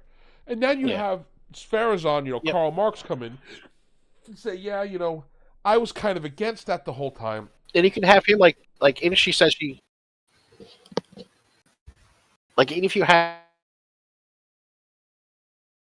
her say she hates the queen because her brother died, you could have Lieutenant Bro go, he died, yes, but because of his death, we now know the real enemy is back. We need to prepare for this. Your brother died in a noble sacrifice to warn us and warn the world. Get us prepared. Now we can get soldiers ready or something. Like that guy should have some incredible insight into why he would support the queen. And that gets to go against Pharazôn and Pharazôn's son, or Karl Marx's son. Karl Marx's son should really have like a more of the grounded, well, I don't want to die for this cause thing. Is it worth dying? And that's how you actually have characters who show their colors. Like have him his real motivation is like all the nobles don't want to go to war because they want to enjoy their cushy life because they've enjoyed it their entire existence. They don't know what war is. Yeah, so then you have they don't go on the ships. They don't risk their lives in the sea. They live in a nice little island company. And exactly, we have that one random nobleman. So it becomes like a class of dispute kind of plotting with them. Instead of this random nobleman, have somebody from like the Builders Guild, that one he took our jobs guy. I would have him there instead, and him saying something like, "Yeah, war." That actually would be way more interesting. That's what I'm saying. So now you have all these characters arguing essentially over who if she should be queen and she's not, and then you can have the soldiers say, it's treasonous to talk like this, and one of them could say, "Well, she's not been crowned yet, has she?" And now you have tensions building. We as the audience think, "Oh snap, she hasn't been crowned yet." So this is a legitimate threat to her, and then you can have... it's not treason. She's the regent, not the queen. Exactly. And it's and then the soldier could say, "But when she is, this talk would be treasonous." And then somebody else could say, "Well, then we wouldn't have this talk if she was queen, now would we?" And you get to have these tension-building moments where it's like, oh snap! There are these arguments over. And then to make it even make sure, like the Palantir even have more weight to it, you can have people discussing. Well, you can also have it so they don't know. They know the king. And if you sick, want the then you can use the Palantir, what's not known is you can have some whisperings. How much of what her decisions are belong to her, and how much belong to the king? Because and that's why they took our jobs. No one but her can see the king, except his keepers. But they make sure he's in health. Yeah. Right. That's how they took our jobs, guys. Important because the line he says is, "How do we know this is the queen speaking and not her elven advisor that showed up out of nowhere?" And that's how you can get, I think her name was like Elastiel or something, Isildur's sister, to be like, oh, well, I know about the Palantir thing, like, and maybe I should bring it up to Pharazôn, and because then Pharazôn could say, oh, well, I don't think she's taking advice from the elf. She seems to be taking advice from us and her other advisors, even though it's weird that she always rejects our advice, but still giving it. And like, you could set up the tension here of the characters thinking she's, sound mind, and this one character realizing she's not of sound mind because of I think another thing too is that. And what you could do is like by keeping the the basically one of the guild workers. He's the middle class kind of guy.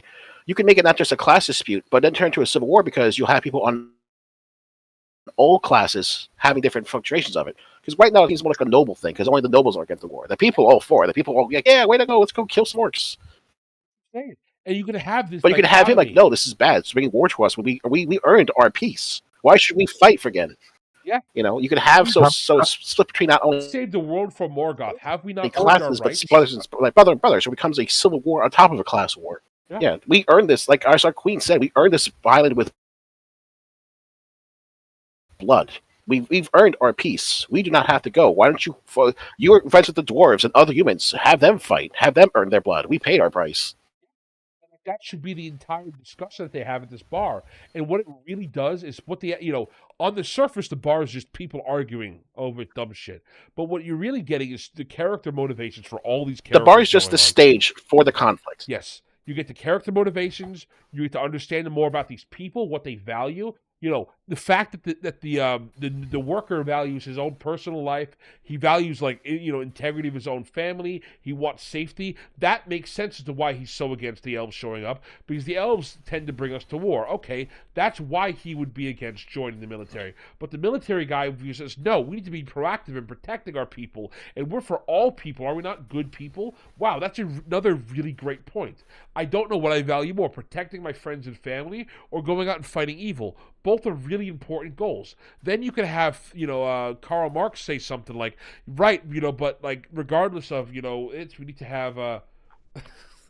have different, thoughts on this. We need to have a more nuanced take, and they're arguing back and forth for these different points, and it's great because now we know what these characters are. Maybe you have Pharazôn or Karl Marx's one thing they can use for we fought in the past for what was right and we earned our peace. Yeah, but they're like, oh well, we've earned our peace, but. And then now, how many of our sons have to if we don't fight now, our peace will crumble into ash. Puppet king we have to fight here now. How many of us have to die for the elf to crown a puppet? Like, that's a great line that imagine if somebody said that, and now you have the guy who watched Isildur die. He's gonna be like, "You fucking kidding me? That's what you think we died for?" No, my friends, both of them died to free the people of the South. We freed them from oppression. We didn't crown a puppet king. We gave them their freedom. And that's a great argument that they all can have with each other now. And it bothers me because this is also the same arguments that you have for as to why the queen should and shouldn't be the king. The leader, essentially.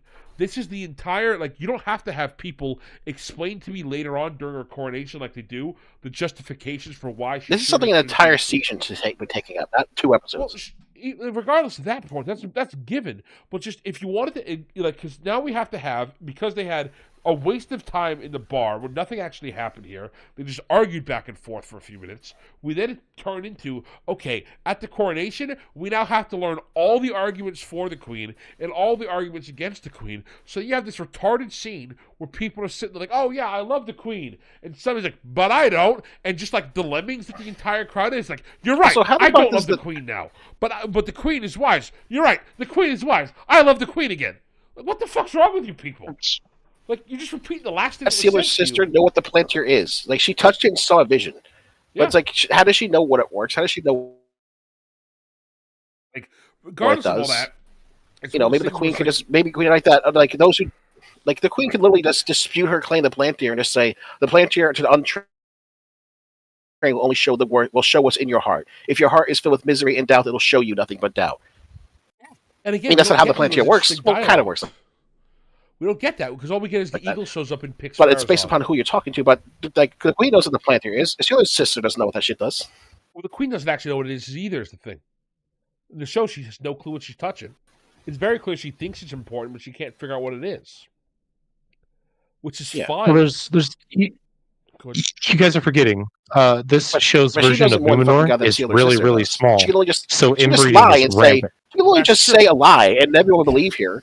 Like no, the plant That's a great point, Blowfish. and like or just say the ring of the Palantir only shows visions to those of royal blood. That's right. Yeah, like if one of non-noble blood touches the Palantir, it'll only show you the most gruesome futures. So that's how the Palantir can only be activated by the people who have the right blood. Sure, and she could have said that. That's cool. Because when Isildur's father goes to grab the ball, just magic him back. Like, wait, why did it do that to her when she touched it? Why did it magic him away? Right, that's why it was fucking with Denethor so much in the Third Age. Was it on the defense mode? Did she click did she put the IP password on it, the lock, whatever? She turned off safe search on the Palantir. Oh yeah, that's. She turned off safe search.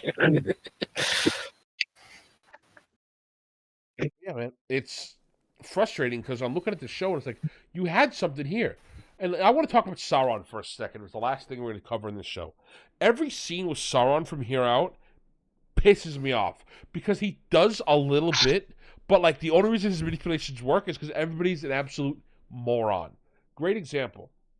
So Sauron, just go to chat. The entire show so far is.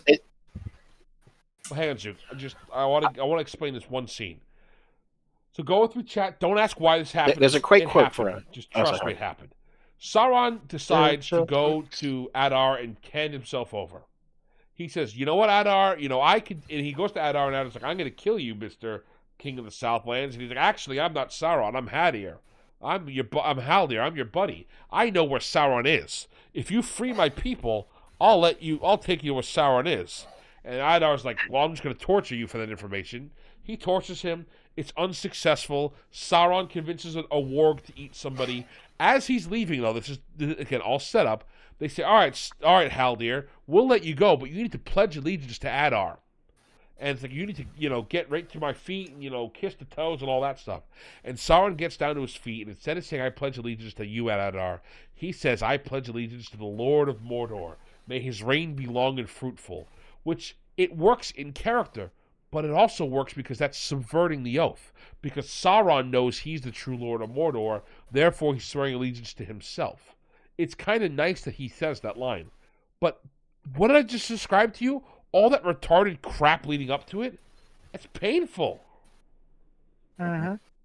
Oh. That's an awful lot of buckets of horse shit to get to one pretty clever line. Yeah.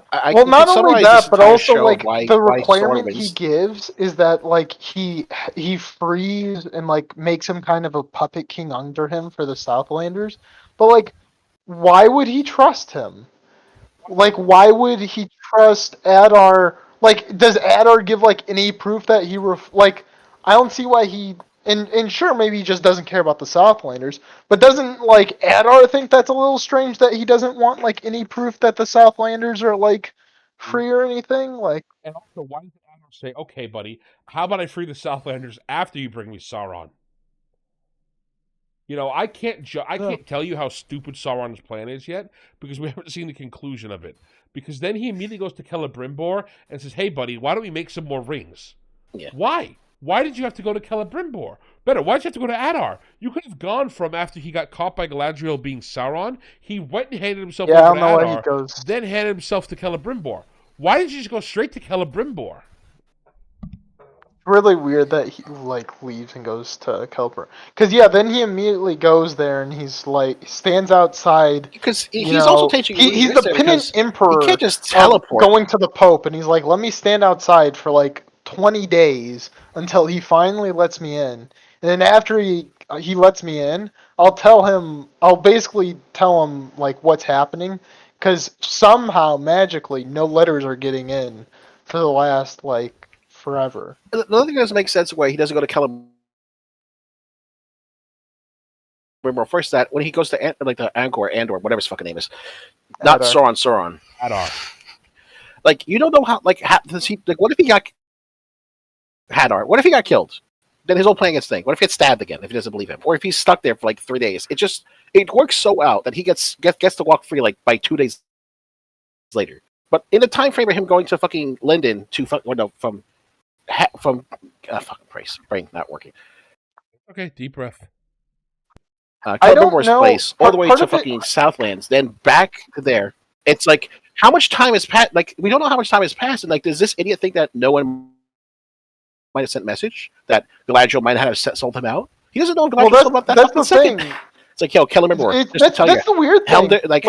She doesn't tell. She doesn't sell him out. Too. Is fucking Sauron, but make 3 rings, not 2. It'll throw them off balance. She sold them out after the fact when they get back to fucking Linden.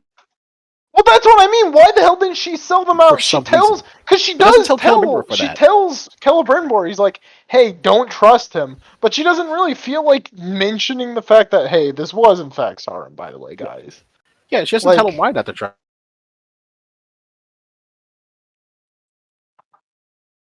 All right, so Zug, I need you to pull up something else with the show if you got it up for me. This one should be in episode 2 or 1. Let me see. I think it's in episode 2. When Celebrimbor goes out to see Sauron, the umbrella he has. You might get a picture of that scene where Sauron's getting rained on. You know that scene, Zug? That's part of the plan. Yep. What? No, what that scene? No. Did you pull it up? I was saying there's a quote that you could. It's from. Pull it up. I pulled what up? Zug, pull it up. Yeah, you're Jamie now. Jamie, pull it up. Yeah, Jamie, pull it up. Episode 2, when Celebrimbor goes out to accept Sauron into the house, and it's raining outside, and that stupid umbrella he has. I need you to pull it up. Yeah. I'm going to talk about that for a second, because that umbrella is to be fair. Encapsulation. No, that umbrella is a perfect encapsulation of everything going on with this show. To be fair, he doesn't go out to accept him. He tells him to screw off. It's then he then says, "Hey, I have news from Linden." He's like, "You do?" And that's when he lets him in. Right. Oh yeah, you should I was told not to associate with you. Oh yeah, Galadriel said you say that. Wait, what? You talked to her? Yeah, haven't you? Yeah. Because he's been killing all the. He's been having all the messengers killed in between. Even though I don't know how the messengers. I don't know how much control he has. That's like a thing that I have with the show. Now that I know he's Sauron, like I don't know how much control and power he has, because he apparently has enough control and power to seemingly change the weather and then what have he what isn't he manipulating? Where is trolls kill people in between, but.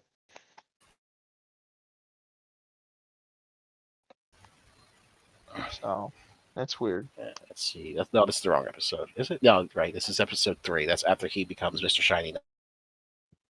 Because he has all the rings, 2, and he has all the power. No, shut up. Celebrimbor shall be the Lord of the Rings. Celebrimbor will be known as Lord of the Rings. It's such a great line. Jesus. Okay, so what picture do you want me to pull up here? Or what scene do you want me to capture?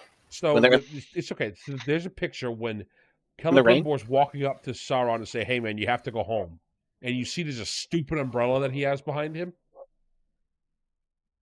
You'll see it. He's got a guy following him. Oh God! Oh, I know what you're talking about. Yes, I know. You mean the stupid umbrella doesn't work? Yeah, the stupid umbrella doesn't do its job. Chat. This is the greatest inventor in all of Middle Earth we're talking about here. This is who Celebrimbor is. He's the Lord of the Rings. Yeah, he becomes the Lord of the Ring. Yes. He is a legendary inventor. Can I chime in real fast? Yes. Yeah. I love the dude they picked to play Celebrimbor. That's great. It's one of the few things I genuinely like about this show. Oh, the actor's friend. In fact, the thing is, a lot of the Sauron's actor, Celebrimbor's actor, and Durin's wife are great actors. Even Durin's dad. I think Deisha surprised me. I didn't think she'd be that great. I fully expected her to be more annoying than she was. The actress crushed it, and I'm happy with her. She even tried the accent. That's all I could ask for. Remember that hot take I was talking about? Because that's the problem these days. Because whenever you see someone who's a diversity hire, you immediately assume. Dude, I need this hot take. They're going to be bad because that's the status quo these days. They're only here because they're ticking a box. In 3 to 6 business weeks, when he hears what you just said, he'll give me a second to speak. I like Dina a lot. You guys keep cutting out. Now it's the reverse. You guys are cutting out for me now. It's all right, Duke. It's called You're Cutting Out, and you're just hearing it on your side now. Dad, what'd you do? Okay, let's get one thing straight, Bucko. All right, so yeah, I agree, Blowfish. Her actress really crushed it for me. I thought she was going to be way worse, especially after seeing how shitty Galadriel was. I'm like, oh no, they hired only retards for this show. Right, and I think it's a great example of like, you can watch what other people say about shows for like, entertainment, but don't talk or don't take what they're saying for like set in stone, right? Like people were shitting on Dina left fucking right, but I finished up season 1 and I'm like, wow, actually, like she nailed it. It's exactly what I expect a dwarf woman to be like. She's like a not overbearing, but like a strong-willed like matron type. Like she's fucking phenomenal. Writing, I think, failed her a little bit in like especially season 2. Yeah, when she's like she's basically it's the sass, but not like right. But it's nothing the actress did. The actress did a phenomenal job. I fully believe it's basically what you expect a female dwarf to act like. Now she just needs to look the part. And, you know, I can get over the skin tone, like whatever they're hiring actors, but you know what? I'm sorry. Every female dwarf should have a fucking beard. I'm sorry. They did that. They don't have beards. It's wrong. I don't know if you saw, but they gave her some stubble, implying that she just was shaving her beard, which is really interesting. That was what the I didn't notice it because like it's so dark when inside the caves. It doesn't help. No, dwarf females need a full-on beard. It's just a thing. They need beards. But I like hello Nebula. Not stubble, beards. I like that idea. It's a really good concept. So I want to show you guys here on screen chat. So this is the scene where Celebrimbor walks out to talk to Sauron. It is dumping rain. He has this umbrella. You can barely see it. He has to have another guy carrying the umbrella behind him. The guy behind him is soaking wet from carrying the umbrella. Celebrimbor is soaking wet for the umbrella. This is the stupidest thing I've ever seen. It's an umbrella that keeps nobody dry and requires 2 people to use. This is a complete encapsulation of this show to me here. This fucking umbrella right here. Looks great, highly impractical, doesn't work for anybody, ruins the scene, and is gaudy beyond belief. That's what's going on with the show. This is Celebrimbor, the greatest smith and inventor of all time. And he can't make a fucking umbrella? Oh, wait, here. I found a better shot of the umbrella. Got a better shot of the umbrella coming in, apparently. So, yes. Is this like how in season 1 you can see like the brush strokes of the silver paint on the elven armor? Oh, my God. Oh, how it folds up under their arms when they bend and stuff. Oh. Well, that's because underneath their armor they're wearing a t-shirt with the same fucking pattern on it. It's just it's a SpongeBob umbrella. Here you go, chat. Here's the SpongeBob umbrella. It's so bad. Oh my goodness, that's a better. That's SpongeBob. That's so silly. Oh my goodness! Wow. And chat, it's so bad. It doesn't even keep you dry. It keeps nobody dry. And you look at it like, why would Rings of Power, as a show, design it like this? Why would you? This is so retarded. But this is a complete encapsulation of the show. Nobody's dry, and I give them props. This is a practical prop. I give them credit for that. Good job, show designers, for doing that. You're brave. But it has no functionality. It's full of function. And like this is the whole show right here. If you want an image to summarize, it looks pretty, but that's the job. This is it. They thought it would be kind of cool, so they just did it with no thought of how it would actually end up. Sauron should turn into a flesh bag and wander around. You know what that thing would be perfect as, though? I could probably guess why they use that, because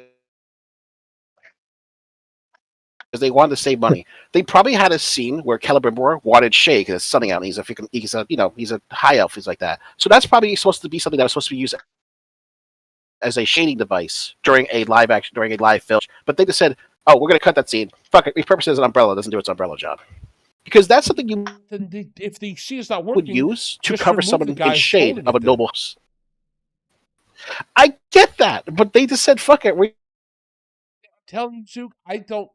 You don't want to, like, because there's no way he would hold that. And like, oh, we need an umbrella that's fanciful. No, if it was made for the sun, it wouldn't be able to hold up against the water. You wouldn't have the. My favorite part of this whole design is that the guy holding the umbrella is explicitly fucked out of coverage. Yes, that's insane. It's the dumbest shit ever. It's phenomenal that this is in the show, and again, it completely, in my opinion, encapsulates the mentality of the show. It's so frustrating. Well, traditionally, sunshades for people of high wealth and high nobility, the sunshade would only protect the person being held Rope's over a it. bit Like the different. person holding it wouldn't be shaded because I deserve shade because I know. I'm saying is they probably had a scene or were trying to do a scene where they're going to use it for sunshade, but then they got rid of it at some point and said, "Oh, we need a fantasy umbrella. Just use that sunshade. It'll work. Whatever. We don't want to make a new prop That's because the that case, takes too but much then again proves my point though. time Because now and in money universe, and Kelly thought. Broomore is a moron who designed the worst umbrella of all time. That doesn't shade, that doesn't claim anybody, and that's the problem with this show. Because they either cut corners or not. I know it skilled fails. enough. It fails both in universe and out of universe. That's great. Right, and that's what I'm saying. That's a Yeah. complete It's encapsulation of the retarded entire show. nonetheless. Like, there's no way it's not retarded. Yeah, and it's the just bottom frustrating because I know you can do better. I know you can. You're Amazon, for fuck's sake. I've seen Jack Reacher. I know you know how to have people who can write somewhat competently. I don't know about knowing they can. You believe they can. No, I do. Criminalist? Dude, I'm telling you. But I've seen Reacher is enough proof shit those on people Amazon aren't that's part of not the garbage Invincible, to know that it's possible. Invincible and Reacher show that they can, when they try, they can do something. Yeah.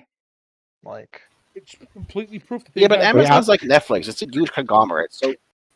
So you're always going They to have an odds of accidentally there'll be outed some themselves shit. as capable.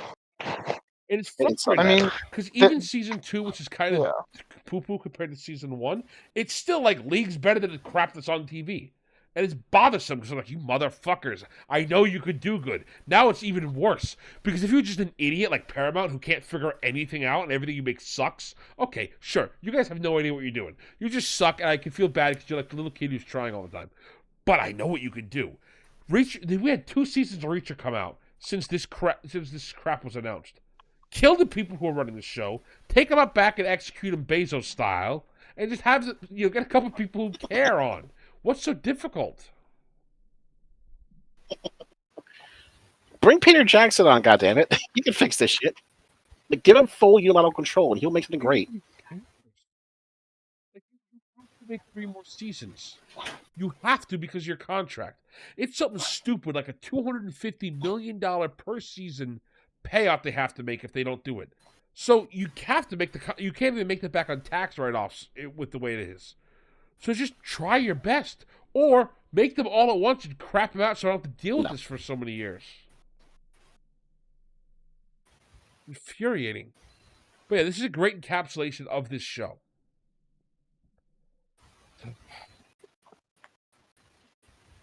Jack Reacher, the psychological conclusions are. You joke, Ed, but to that show, he's a very smart boy. Yeah. He's a very big, very cool smart show boy. for season 1. Yeah, do not conflate the Sucks that the actor just apparently fell off a cliff. The Jack Reacher movie with Tom Cruise with the TV show. Tom Cruise could be. I don't really like the Tom Cruise casting because, Tom Cruise is a great stunt worker and stuff like that, but he's not physically intimidating. He's far too small to be Jack Reacher. He cannot physically intimidate someone, really. He works like in the Mission Impossible because they're supposed to be like, Spies. A combination between action hero and spy and stealth work and shit like that. Yeah, but Jack Reacher is basically this hardcore jacked up Marine. Tom Cruise is just too tiny and too skinny to do that. It's like if you got fucking Eminem to play Brock. All right, so... Exactly. It'd be like if, say, someone made a Adventure Brothers live action and they got Eminem to play Brock Sampson. It wouldn't work.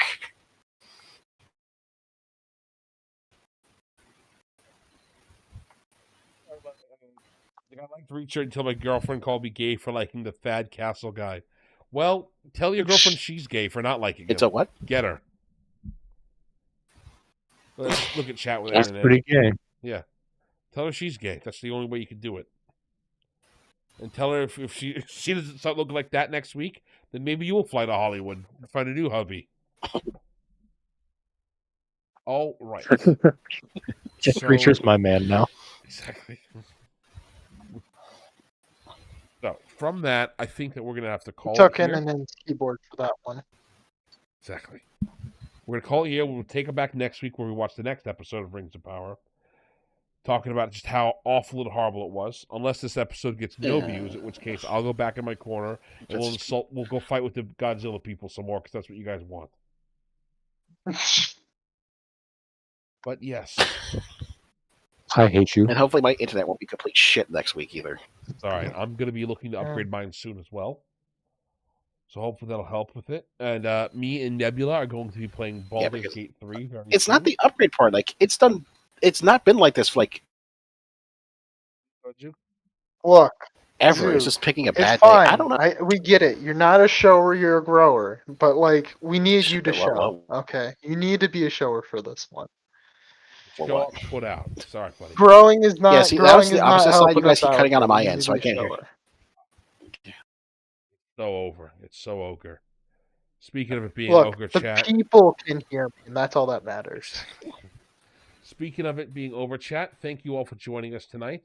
It was a lot of fun to hang out with you and start airing some of our grievances about this terrible show. Come join me on Twitch with my friend Nebula. We're playing more Baldur's Gate 3. I'll be over I was there gonna say, what are you talking about? It's over. You're just getting started with Baldur's Gate 3 on Nebula's channel. Exactly. Come join the Discord, and you can find a link there. Otherwise, I think Nebula... let me moderate Nebula real quick so we can post links here. Here you go, Nebula. You're now a moderator. That stream's always fun. There you go, buddy. Now you can post all the links you want. Also, I did want to respond to something Late News just said over here. The Minecraft movie looks horrible. Yeah, it really does. It looks absolutely awful. And I'm really disappointed to see the terrible arc Jack Black has gone on. From lovable, weirdo uncle to just, doing not safe for YouTube things to the parts of different presidential candidates. It's very annoying that he ruined himself. Sucking the Democratic dick like a motherfucker. Hey, look. The YouTube Minecraft said it, movie not is going to me. be great, okay? Look, you The either Minecraft die. movie is going to be the next Borderlands, okay? It's I don't gonna know. They go get canceled. great. Ah! Jack I Black can't is wait. making perfect casting decisions for, You Yes, either they die will. a Hollywood hero or you live long enough to see yourself become a Twitter schizo. It's No, inevitable. chat, there is a Minecraft movie. The trailer came out today. It legitimately looks awful. No, AJB, save yourself. Don't Okay, look up. that's- Don't that look sounds up. horrible. Don't look up. Don't look up. No, Don't look it AJB, I know who you are. I mean, in I real didn't even know there was life. a You need season to 2 look of it up. this You show. owe me, AJB. You owe me. Oh no! Fucking King told me, I'm like, wait, no, there can't be a season 2. And then he told me the Yeah. contract. AJB, there's And he- no debt Like, you I owe saw the that first could be season, like, worth okay, it. that Don't was do trash, and I'm gonna just. Yeah, so we're going to bounce. I just thought, like, you know what? It did so bad they're gonna cancel it without telling anyone. And King comes around and tells me there's a second season, and now they're contracted for 5 seasons, and now my suffering it continues. Thanks. Yep. Forever and ever. I hate you, King. You know what, Bastard. chat? I'm going to leave you a little teaser. You could have just left Next me in the week- dark. You could have left me in ignorance. I'm sorry, my friend. Next week, if you come back, chat, I'll give you a little spoil, a little Blissful hint. ignorance. We'll talk about Simon next week. And you might say, Simon who? Simon Tolkien, the man who ruined everything. Oh. We will talk No, about no, him no, no, no.